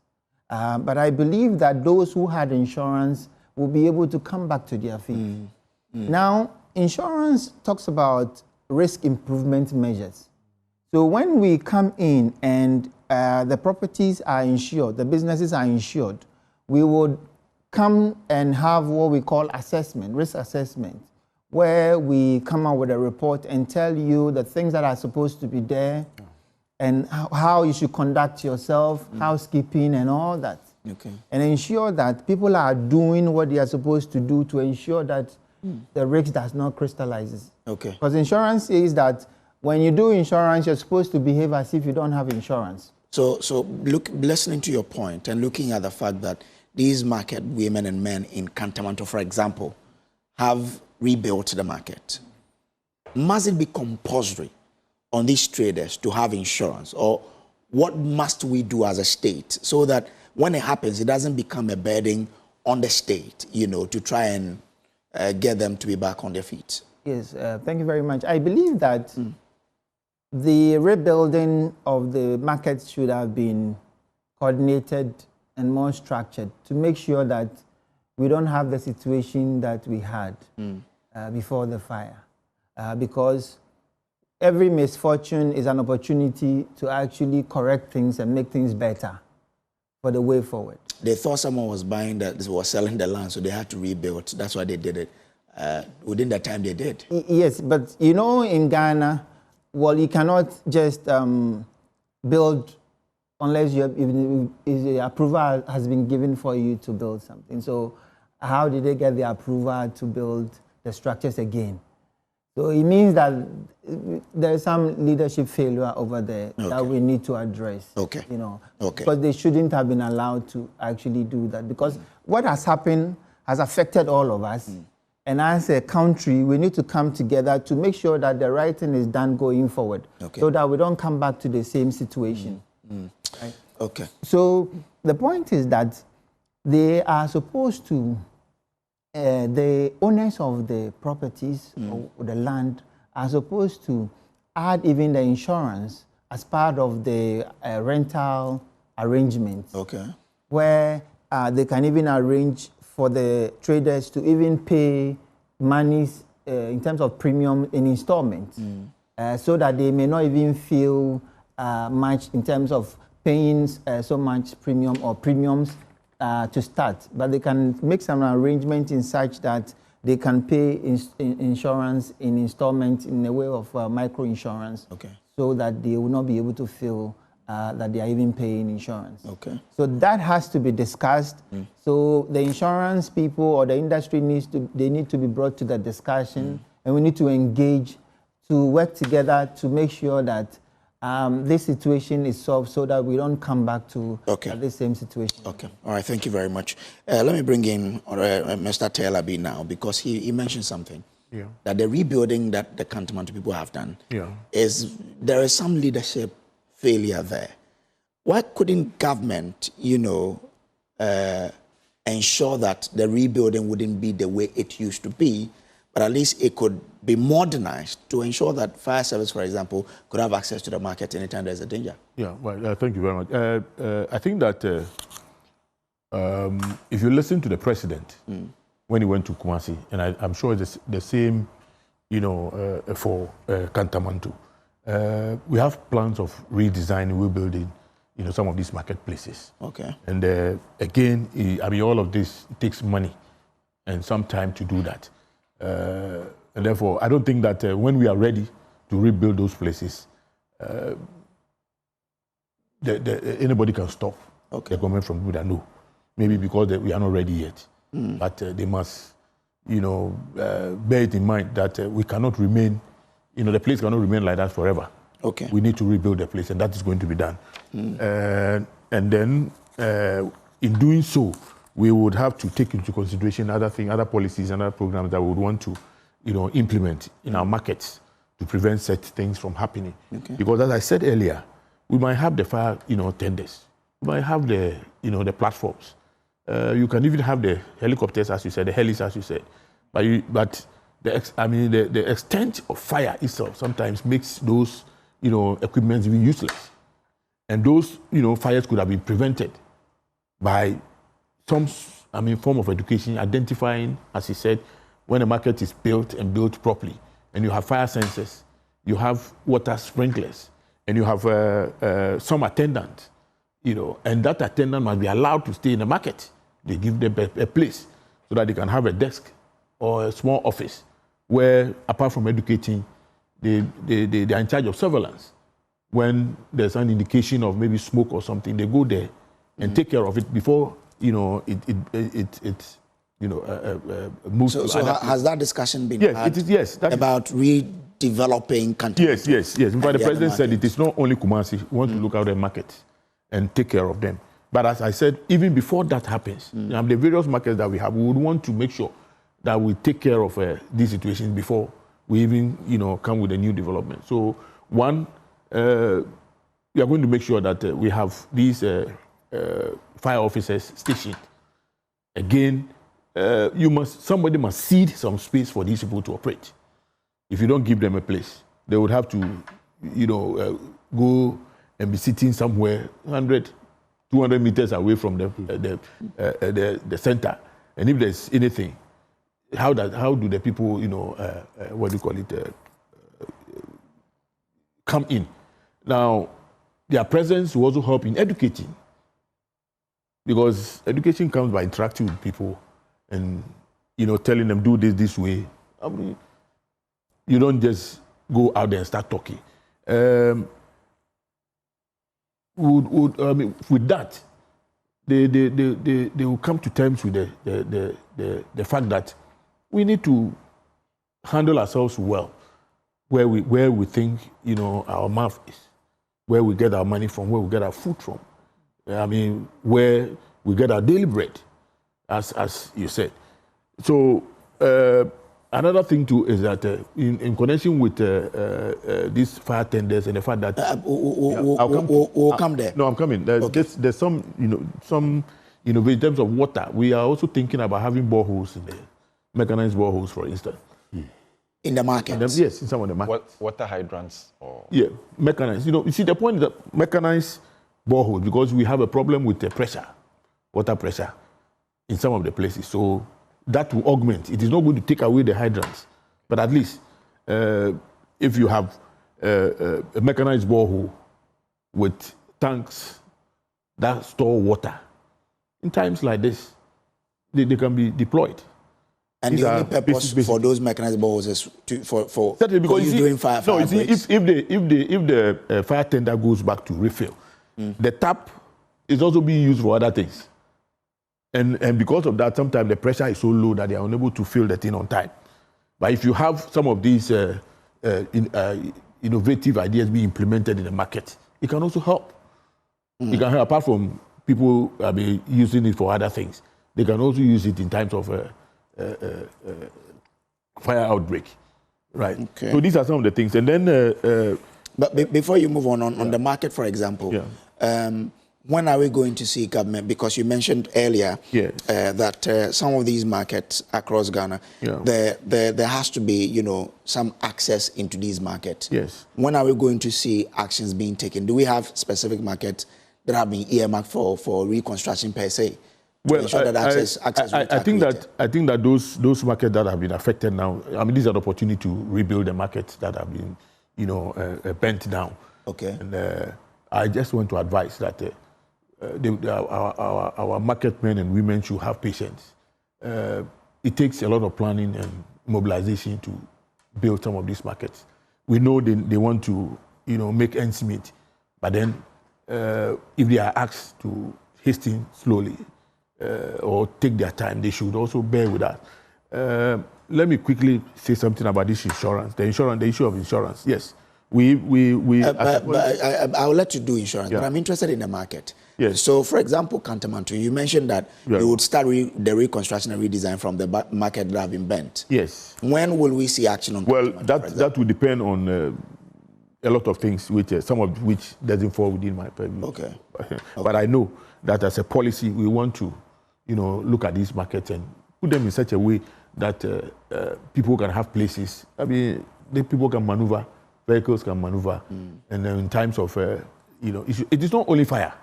When earthquakes strike, you need access to be able to rescue people. Anything can happen. People can even fall ill in the market. Okay, and you have to ferry the person. Okay. Yeah. So do I get the understanding that the situation in Adum, blue light area, the traders will be prevented from redeveloping the area because government has plans? Yeah, I think I heard something like that even yesterday, that they are being asked to hold on, you know, for the meantime. Okay. And I think that government would. We know what those markets do for Ghana. A lot goes in and a lot comes out of those markets. Okay. And I don't think we'll sit down for the market to collapse. No. Because the number of people who depend, all of us depend on that, you know, most of the fast-moving products and everything. Everything you get to a market now, I'm sure you get everything from the market. Again, the other thing too is that once you have everything there, then we have to make sure we do the segregation so that we don't box everything together. At the end of the day, some of them will become a nuisance because of the way they are kept. And the people who manage those things must be trained. And that's why I brought in the issue about training people, even those who keep gate at the market. Those who you describe as the watchmen or the security men must be given some basic, you know, training in managing fire, so that when it happens in the night, they will be able to take some steps even before they call in the fire service. Another thing that we want to do, and we are very serious about that, is the Ghana Police Service, as I speak to you, they have a central control room where they've mounted some cameras all over. We want to have some of these cameras in the markets that we'll be building. We have cameras controlled. It can be at the fire, you know, as head office or whichever designated place. Fire tenders may be also brought on board, so that when it comes to mobilization to quench fire, there wouldn't be any interference. We know that there's fire here. We have this tender there. It will be easy to very easy to mobilize them, you know, to a central point where they will have to go, you know, quench fire. So these are a lot of things. But as I said, at the end of the day, we can bring all the technology, we can bring all, you know, that we want to do. Okay. But then if we don't also, you know, we don't cooperate with the market women, with the users, with the owners of the properties, don't cooperate with the fire service, we may not enjoy the benefit of those things that are going to be bought with our, you know, our hard, you know, and taxes that we pay. All right. government can only use taxes to go and buy those. Okay, all right. So you mentioned that these cameras will come with a new market that you will rebuild. Yeah, we'll build. Which one will be the first one? Well, you can. I'm a Minister of Interior. So okay. I'm the Deputy Minister of Interior. Okay. Some of the decisions will be taken above me. Let me bring in Deborah before I go on break. Deborah, I want you to look at government's mechanized boreholes together with what government wants to do, and whether and how effective that will be in helping us deal with the situation on hand. Right. So if you are looking at it in terms of having resource to be able to fight fire, that would be a laudable idea. Yeah. Because, I mean, when the tenders sometimes get to the places that they are fighting the fire, they run out of water. Yeah. So they will need water to be able to fight it. So if it is in close proximity, that makes a lot of sense. However, my point is that we really will have to go back to the basics, right? We don't have to complicate the whole matter. Let's go back to the basics. And by that, what I mean is attitudinal change. A lot of us have attitude that does not support what we want to do. I've heard a lot of the panelists make a lot of points, and I want to borrow the Deputy Minister's words. I think that he has his ears on the ground and he's seen a lot of the things that from what he submitted, I believe he's trying to drive the point that we cannot continue to do the same things at the same time and expect to get different results. Yeah. Why are we stopping government from doing what is right? Why is somebody saying that if we want to rebuild the markets, they won't agree? That is not possible. It goes back to my earlier point of enforcing the laws. Yeah. Public health and safety should be everybody's right, not a select few. So if you want to sit down at the market and expect that your goods, which you've actually contracted a loan for, gets bent and you get nothing out of it, what becomes of you as a business person? So we really will have to go back to the basics, rechange our thinking. And then I also want to react to the point the fire boss made about when I mentioned competence. I did not say that all firemen are incompetent. I did not say that. What I meant was, when I used to work in the industry, I used to work in a fuel industry, there were some firemen that I met that did not know a lot about the fire they were trying to fight. So they came to people's stations to do inspections. And the kinds of questions that I asked, the responses they gave me, did not convince me they knew what they were about. Again, with a public education, it would really help us to break things down into simple languages, easy to understand, in Dagati, in Dagbani, and all of that, Chi, Ever, so people will get the basics. In fact, take this from me. Basic knowledge on emergency management should be a fundamental right for everybody. Okay. It should be. Because if you know how smoke detectors work, if you know how fire extinguishers work in your home, in the market, in churches, everywhere that when fire erupts, you will be able to deal with it. As I mentioned earlier, fire starts small. It does not start big. Small, then it escalates. So if you're able to pick it up early, you will be able to do that. So yes, for the boreholes, if we've got adequate land and we'll do it modernized, so it does not take too much space, but still give us the water we need to augment what the tenders will bring in, that is superb. However, the market leaders, we have to find a way to make them understand that they are accountable. They cannot take the laws into their own hands, continue to do the same things all the time, the same way, and expect to get different results. We get perennial flooding. Now fires have become a thing.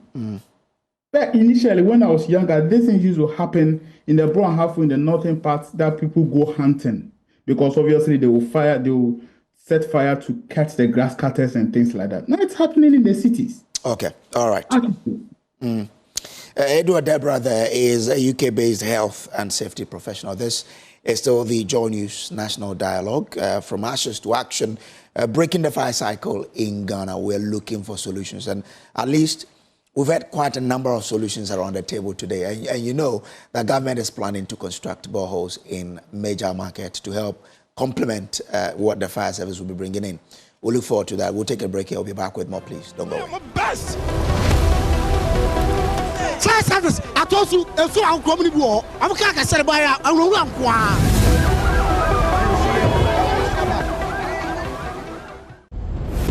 Now, welcome back to the JoyNews National Dialogue from ashes to action, breaking the fire cycle in Ghana. Well, some of you have already started sharing your thoughts with us via social media. I'll share some of the comments with you. And then when we return, I come back to my guest for us to continue at 15 after 8 p.m. here on Joy News. Now, if you go on to Joy News Facebook page now, John Dam says, Ghana must wake up to equip the Ghana National Fire Service adequately to meet modern standard as we think of development every day. Else, fire can retrograde a 50 years effort to zero, and all our efforts would be in vain. We have had several wake-up fires, but we are still, okay, we'll get that for you. Francis Kofi says, Governor Noah says there should be a fire prevention campaign in all marketplaces in Ghana.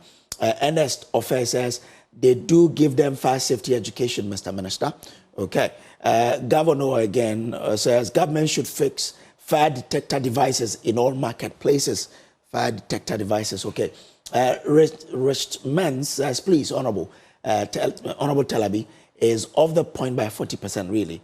The fact simply is our laws are not biting enough to deal with safety compliance. Market must have access for emergency.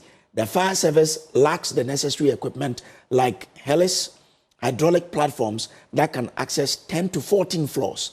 Modern tenders should be able to release water cannons and must be able to deal with, must have extinguishing mediums for all classes of fires. There must be a political will to ensure laws are enforced to the latter. No political influence in enforcing our laws. Assemblies must ensure fire permits are issued before buildings are developed. There is 24/7 surveillance in our market, and education has been intensified in the market. Just retool the service. That is all. So that's what people are saying here. Daniel Marshall, okay, I think that's it. Henry D. Smart says, we don't take fire safety education seriously as a whole. Richmond again says, someone mentioned that the firemen lack the requisite knowledge. He should withdraw that statement. Does he know the number of firemen with fire engineering qualifications? Does he know the courses we study at a training school? Does he know the caliber of persons in the service? Okay. Anyway, let me bring in, Greater Accra Fire Commander, Assistant Chief Fire Officer 2, Rashid Kwame Nisau. So, from the investigations we've done on market fires in the past, what does it tell us in terms of possible arson and whatever? What have your investigations been telling you? Okay, so discussing fire reports would not be a good thing to do, because these are documents that will concern people, and then discussing them in particular, I will not be comfortable. But we can discuss that in general. Yeah. In general terms. I don't want us to be specific on maybe this particular market fire or that fire or this. But in general, has any of your investigation pointed to arson in any of these fires? It's a possibility that we will not rule out. It's a possibility that we will not rule out in one of the fires that we are still investigating, but conclusions have not been drawn. But I can tell you it's a possibility. Yeah. What about fires in the past? I mean, we're not talking about this year. We've had fires. Last year, you saw the staggering number of fires that we had. Of course. Did any of your investigation point to arson? Of course, there have been fires that we can point to that the percentage is about 70, that you can see that this one, the possibility that somebody might have caused the fire is there. That one, I can say so. I can say so. Okay. Interesting. So it means that there's a possibility of arson, in here. Okay. All right. So it means that people deliberately setting fire to places, especially to some stores in market, and so it spreads. If you look at literature, there are reasons why somebody will go ahead and do that. Competitors, if you are business competitors, somebody would like to outwit the other. So business competitors, people who are not mentally sound could also go ahead and do these kind of things. So in investigating fire outbreaks, these are all possibilities that we look at. Okay. Yes, these are all possibilities that we look at. All right. Grateful to you, Assistant Chief Fire Officer too. But I want to, I don't know whether I can assure the general public or we still have more time. No, we have more time, but we'll come there. Yes, for you to give that. We need to assure the general public that we'll come there for you to give that assurance. Yes. Let me bring in the ranking on the Parliamentary Committee on Defence and Interior, Reverend Tim Forjo, who is also joining us via phone. Reverend, I'm grateful to you for joining us here. Now, in terms of getting the work done, I mean, we've all known the challenge, we've heard the challenges and what needs to be done. What will your committee do to ensure that even if we have fires at all, it won't be on the magnitude we've seen, and we'll have the fire service being able to deal with those fires? Yeah, thank you very much, Kojo. Good evening to you. Good evening to the Honourable Deputy Minister and my colleagues, my friends on your show. I must say that I associate myself with most of the things they have said. They've hit the nail right on the head. They have preferred very cogent solutions to the challenges we face with our fire outbreaks, particularly in our markets. And I must submit at the outset that the fire service is one agency that has been misunderstood, that has been so unfairly bastardized by the public for no wrong that is on their side. They need to be retooled. The men and women are willing to more effectively combat fire, but we need to give them the necessary tools. The minister has also coming strongly on the policy side, what has to be done in the redesign of our markets. But in all of this, it calls for a multi-sectoral approach for us to tackle even our settlement planning, our market planning. It also calls for collaboration with Ghana Water Company to be able to also ensure the installation and maintenance of fire hydrants in all sensitive places or high-risk places, and to ensure that at all times they have water stored in them. The insurance bit has also been very useful because I can tell you that most of these markets, no insurance company, in the way they are configured and maintained and run, no insurance company will find it attractive to insure, not even at any amount at all. And so all that guidance from the insurance side, fire side, the policy side, in the redesign of the market that going forward will be very essential. Again, some of the simple initiatives, I'll come to the retooling side, but some of the simple initiatives, for instance, that when we know markets are prone to fire outbreaks, we should ensure there's sufficient fire hydrants available. We should also ensure that at least there's a rapid intervention vehicle available in these big markets, and we have, fire service personnel who are available, trained. If we are having issues with numbers, we have a lot of volunteers, a lot of youth groups, some of these youth employment agencies, a collaboration, YEA, to train such volunteers with the basic skills required. When you have that with one or two very highly trained officers of Ghana National Fire Service supervising them at all times, feeding into the 24-hour policy of President Mahama, at all times there will be men on standby, with a rapid intervention vehicle and accessories ready to plug into the fire hydrants to quickly combat fire should any outbreak, start. And so the response time will be improved. But the other thing to do with the retooling of the fire service sector is long overdue. And here, no politics. I'm not doing any politics. For the past 15 years or so, the sector has been under-resourced, it's been underfunded. We've done initial estimates. We're looking at about 1 billion cedis to be able to bring them to the level befitting of a state of Ghana, to be able to change a lot of their fire tenders, to replace overage equipment and to ensure that to improve on maneuverability, the rapid intervention vehicles, which are in very short supply in Ghana, they are the pickup type. They're very fast. They can maneuver quickly to get to the site. We need a lot of that. And then, of course, we need more of the hydraulic platform, which can get to height. I think that is even limited to about 4th or 5th floor. So we should also be having conversations about more advanced firefighting equipment that can even spray chemical powder at height, which may not be limited if it's a helicopter or any such appropriate device that can go to higher heights beyond the 4th and 5th floor. So these are all conversations to be had. But essentially, we need as a public to understand the work of the National Fire Service. Otherwise, we'll be demanding so much of them. We'll be blaming them for all the fire incidents. We'll be blaming them for the inefficiencies in the way fire is combated.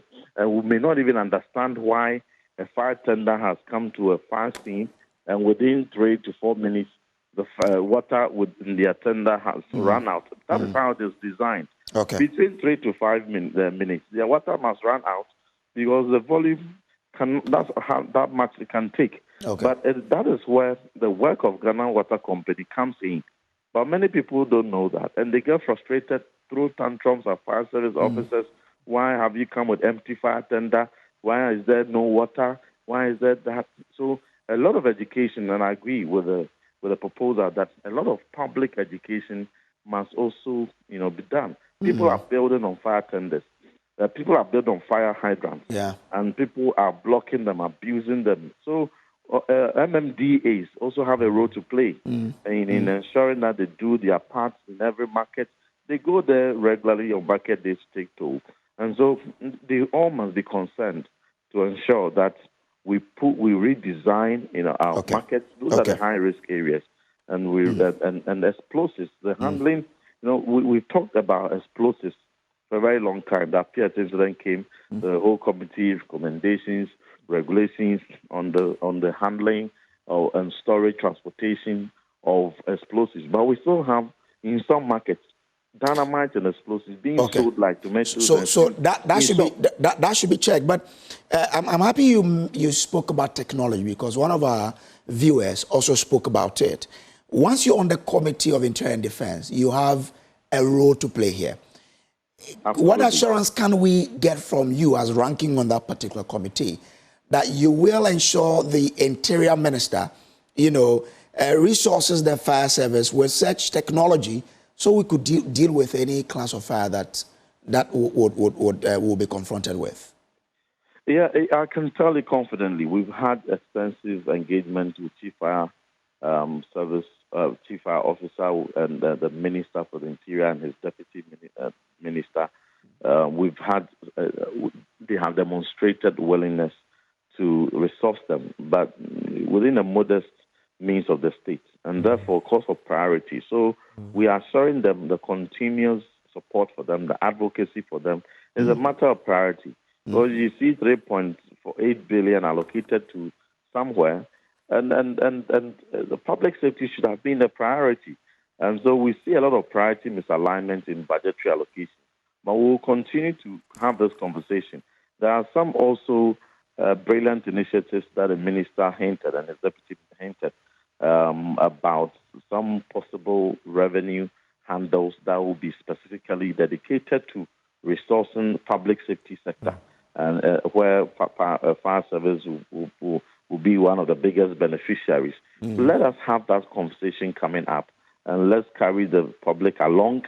Let's get the media involved, stakeholders involved, and I'm very, very optimistic that we'll be successful at that, because when you have dedicated revenue handle coming in, specifically targeting repositioning our public safety sector, retooling the National Fire Service, getting them the technologies and the equipment that in modern times is required to effectively combat fire. I'm sure the whole public will support, because nobody knows which property or which assets may catch fire next. And so all of us must really support behind the minister, behind the National Fire Service. And for us, as a committee, we are unflinching in our support, in our advocacy, and whatever length we will go, reasonably to ensure this does not become rhetoric. It doesn't just become a conversation we've had. All of us know the solutions, but how do we translate that and transmit it into action, into implementation, into commitment, into commensurate budgetary allocation? So we will keep checking to ensure that we get there. Okay, all right. I'm grateful to you, Reverend John Ntimfo-Adjor is ranking on Parliament Defence and Interior Committee there. Let me come into the studio, and this time we're going to now talk about the solutions. We've heard what government wants to do, but once we have the Interior Minister here, we would let him start with what they intend to do to deal with it. He will continue with the solutions, and then we can go. But Honorable, I would love to hear, when it comes to the drilling of boreholes in this market, as for that, I'm sure it won't be something It is just to augment. Yes, we get it. Yeah, that's right. But do we have a set day that these will start in the markets? It will come with the redevelopment of the marketplaces. Oh, okay. Yeah, so for the old market we have around the country, we don't have where we could start the boreholes. I think we would take all of the markets into consideration. Okay. Depending on how, the state of the market. Okay. And if the market was not built too long, we can find a place. Okay. To get some of these facilities to augment. So let me give you the next 4 minutes. Yeah. Okay. Thank you very much. Let us know what government now is going to do to deal with it. Yeah. So when you look at the problems that we have in fighting, fire, we have a problem with the infrastructure deficit, and the reason why we would want to bring in the boreholes, because sometimes the fire hydrants themselves suffer, water pressure, and therefore are unable to do that. So if you have this, boreholes around, they could help. Okay. The other thing too is that we want to improve in terms of technology. I mentioned, having a control center where the cameras. Yeah, you mentioned it all over the place. But then we need money to do all of this. Okay. So we are suggesting. We know Ghanaians are generous. When they understand the issues, they would want to contribute. So I will use this platform. We have a lot of philanthropy. People do a lot of, things for Ghanaians. They can also, because I know the people of Bekwai came together. They bought the fire tender and gave it to the fire service, the fire engine. Yeah, the fire engine for them. We can do same. People of Kantamanto, if you can use about 10% of your capital to protect, 90%. I think it's worth doing. So would encourage, individuals, But you'll be going after their market and they'll be fighting you. So do you think? Well, we'll do that. Yes. Then the other thing too is that we are looking at, my colleague said it, a dedicated source of funding. At least we are suggesting if you put just 10 pesos on every liter of petrol, 10 pesos, very no cost, 10 pesos on every liter of petrol, dedicate every liter of fuel, diesel, whatever, dedicated solely for supporting fire safety in this country. That can be used to procure a lot of the accoutrements for them. The other thing too is that insurance. We know that they do a lot of assessment, but then we would want to encourage our market people, the market men and women, to take advantage of the insurance. And in doing so, we would also want to propose that the National Insurance Commission itself would also give us a certain percentage. If we are getting so much, you should be able to, also give some percentage of whatever you have or whatever you get out of that to support, the Ghana National Fire Service. It reduces the risk, and therefore you can have, more premium paid, or even if you have to pay the premium, it will be less. less frequent.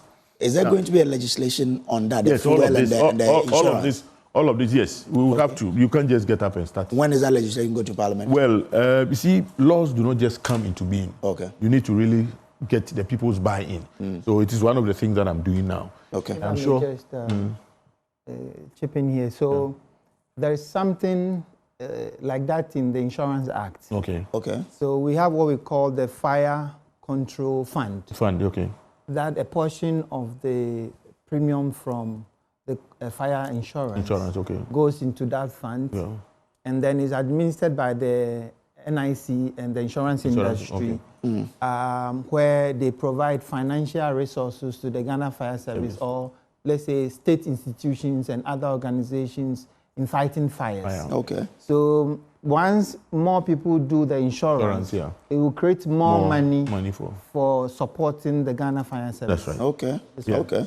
So it means that already you are in tune. Something like that. Okay. So coming home, we also want to, aside the market fires, we also have to deal with our situations at home, residential activities and whatever. All right. At least these days we have a lot of gated communities. We have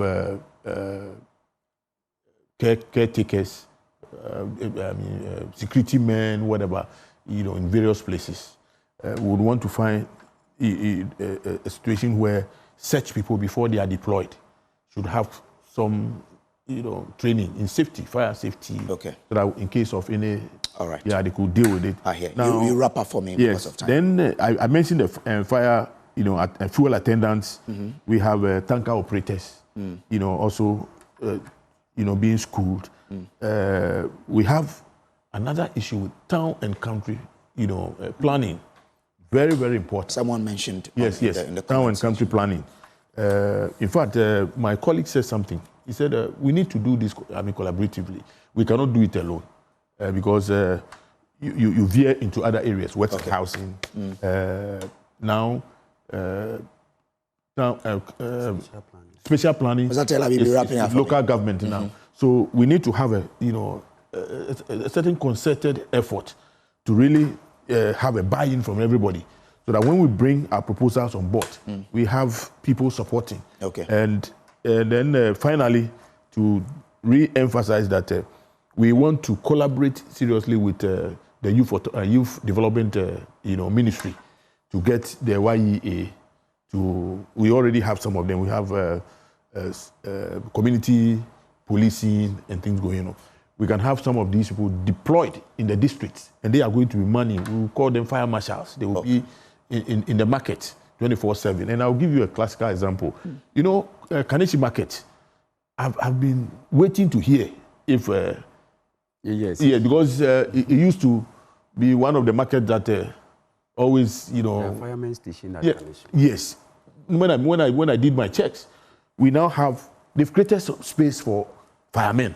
Okay. They have a station there.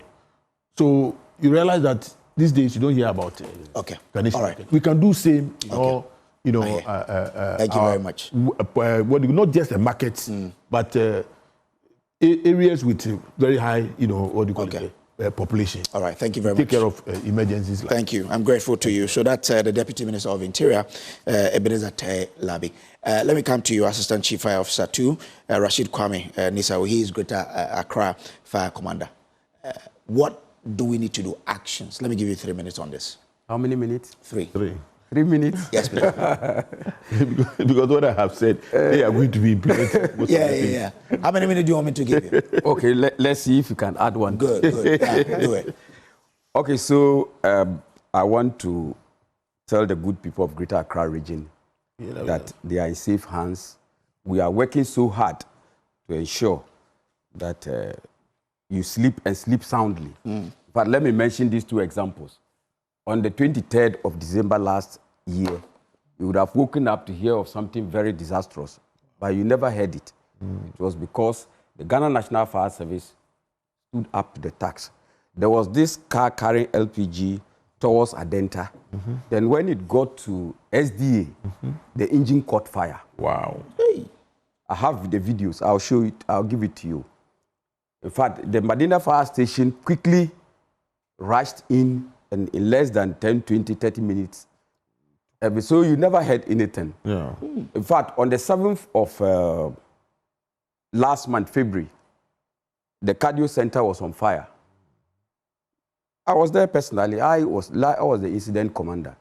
We stopped it. I don't want to mention there is a sensitive installation that nearly caught fire. It even caught fire. We stopped it, but I don't want to mention that one. That's a sensitive one. So we can go on and on and on. But the fact is that bad news sells. So I know you want to hear that one. No. I don't want to hear bad news. Yeah, so the way forward, I will advise that both at home, at marketplaces, at workplaces, you should employ qualified electricians to work on your installations, either at home or in the market. I also want to reiterate that markets should be dedicated for market activities and not for domestic activities. Okay. I want to advise that. Proper disposal of waste. People to pay 5 cedis, 2 cedis to go and dispose of their garbage, they would like to burn it. They put fire into the garbage and then they leave. I've investigated fires that the cause of that fire is the garbage that the person gathered around the shop and set it on fire and went home. These things must be looked at. Those things that also make fires to spread, one is market segmentation. If markets needs to be constructed, then it means we must embark on market segmentation. If you are selling cloths, this lane is all for cloths. If you are selling phones, all this for phones. But you go and be selling clothes, the next person is selling cupboard, the third person is selling tomatoes. Yeah. These kind of markets, I'll plead with Honorable to discourage this type of things with the help of the assemblies. I also want to talk about activities like welding. If you are in the market and you want to do some welding, you need to inform the Ghana National Fire Service to give you fire cover to be able to do such things. But anybody at all can just call anybody and he starts welding. We are discouraging that. Now, the new initiative that the new chief officer has introduced is that we've started market patrols. Okay. We start it at 1800 hours and we end at 0600 hours. Oh, every day. Every day. And I would like you to check. Check with Adenta, check with Anya, check with Mokola, check with the ministries, check with Wager, check everywhere. You will find them. Dummy. I personally will take a car and be roaming to ensure that wherever we ask them to go, they are there. So, my Kantamanto friends, I would like to plead with you give us space. To give us some space. Come and occupy. Just like we are occupying Kaneshi, just like we are occupying Mokola, just like we are occupying Agbuglushi, just like we are occupying Medina, just like we are occupying Wager, and everywhere is only Kantamanto who has refused to give us a space. Oh, okay. So I'm pleading with you, go tell your authorities that we need a space to come and operate. But what are you extending to other parts of the country? It's all over. Okay. It's all over. Okay. It's all over. It's a policy. It's a policy that we have rolled out. Okay. Now, routine inspections. Your time is up. Oh, my goodness. I'll give you 20 seconds. Let's wrap up. No, let me say the last one. Okay, I think this one is very important for me. The prank calls. Okay. Anytime you call the Ghana National Fire Service and you are making fun of the Ghana National Fire Service, if anybody dies, you took part in killing the person. Okay. Because the person who is in need will be calling and will not have access. So the biggest package that these telecos, i.e. MTN, Airtel, Tigo, and others can give to the good people of Ghana is to ensure that they develop a software that we can trace people who are mockery and making fun and joking with fire service lines so that we can prosecute them. Okay. That is the biggest gift that they can give to the people. Okay. I think I could have gone on, but we have that in place already. So let the people know that if you engage in pranking, Yes. They can't be we can get you. Yes, they call and make fun. Yeah, okay. All right, I hear. Try. But I'm sure you'll be happy at this. Now, JoyNews will begin a campaign to raise funding for the purchase of firefighting gears. We are praying that we'll be able to even buy fire tenders to support the work of the Ghana National Fire Service. This is welcome news. Yeah, we'll do it. And as a prelude to that, would from next week begin a 17-episode series on fire. From next week, I will be there, so that we could get the support of the country to raise funds to buy the firefighting gears for you. Very well. The campaign will be launched. My message on Telecos, please don't forget to go along with it. Okay. So that at least if we can track people who are hijacking our lines and making it possible for people who are in trouble to call, I think you can take that also. Let me quickly bring in Dr. Albert Brown-Gazy. He's former Chief Fire Officer. He has joined us with some. He wants to make a quick intervention. Doc, I'm grateful to you for finding time to join this discourse here. Long time. You have a point you want to make, please. The time is yours. 3 minutes. Good evening to our Honorable Deputy Minister and your panel, as well as the ranking member of the Defense Interior, who is not on the line now. I quite appreciate the initiative taken by JoyNews to discuss dispassionately the issues concerning fire outbreaks in this country. As far as the markets are concerned, I remember 1993, I had the privilege of encountering the first market fire of Makola, and we really had a difficulty. Several committees were established and we came with recommendations as to how these market fire outbreaks, in terms of prevention, precaution, and protection, that must be taking place. But unfortunately, these reports are sent, and the MMDAs do not implement them. But then quickly chipping in, as far as market fires are concerned, there's a need to recognize that they are missed cargoes. When we say missed cargo professionally, it means it is a fire or there are fires with class A, B, C, and D. They are both solid fire, fuel fire, gaseous fire, metal fires. But the problem we have is that the structures that are in these buckets are they themselves, hazardous. They pose risk. Because if you're going to construct these markets again and they're going to be full of wood, you have wood all over you being used to control these markets. With a slighter spark, wood, a solid fuel fire, would definitely cause the spread of fires. Okay. So I suggest that in future, when we are to construct these fires, let us use either blocks or concrete or whatever it is, so that they will serve as a barrier, patterns, to withstand these fires. Okay. Secondly, we need to also think of getting what we call surveillance towers. Markets must have surveillance towers where people will stand in the towers and be monitoring what goes on, like it happens in other countries. Sensitive places have opportunities where there are surveillance or monitoring towers where they are manned, like the airports. You have the communication towers where you man. So in the event of any slider spark, somebody will be there to set an alarm. Okay. I would also suggest that we should have more emergency numbers. Okay. So that in case one is not able to go through, the others can go through. Okay. All right. That will also help, because most of the fires that occur, people attempt, they either delay calling the fire service, or people attempt to fight the fire. I'm grateful. It's only when it gets out of hand that they call the fire service. Okay. Most of them that don't. I would just have to mention that we have professional men in this country in terms of firefighting. Dr. Brown-Gazy, I'm grateful to you, sir, for joining with your thought. We're just running out of time. Yes, I'm grateful that he could join us from wherever he is. Let me come to you, Ernest Frimpong. He's Managing Director of Bedrock Insurance. I'll give you a minute. My time is up. Yes, but let's go, Ernest. All right, thank you very much. So in terms of corporate social responsibility, I believe that the insurance industry may want to sponsor, let's say, risk management preventive measures for markets. There should be provision of security at night, including political seasons, because you're talking about arson and what have you. And also, in terms of what they sell and the activities, they need to be monitored so that they are every item and their risk exposures, so that when we can manage them well. All right. So the industry, the NIC, IBAC, and GIA needs to work together in creating awareness on insurance. I'm grateful.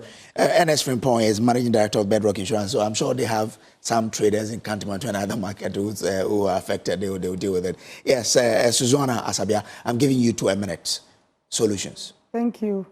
About the rebuilding of the markets. Okay. We will plead with the governments and the elderly people, those who will lead us to do that, to make it affordable. Okay. For the traders, because if someone is trading with 5,000 and you build a shop and you are talking about 10,000 Ghana cedis to own a shop, the person can't afford it. Okay. And the market is 90% low-class people.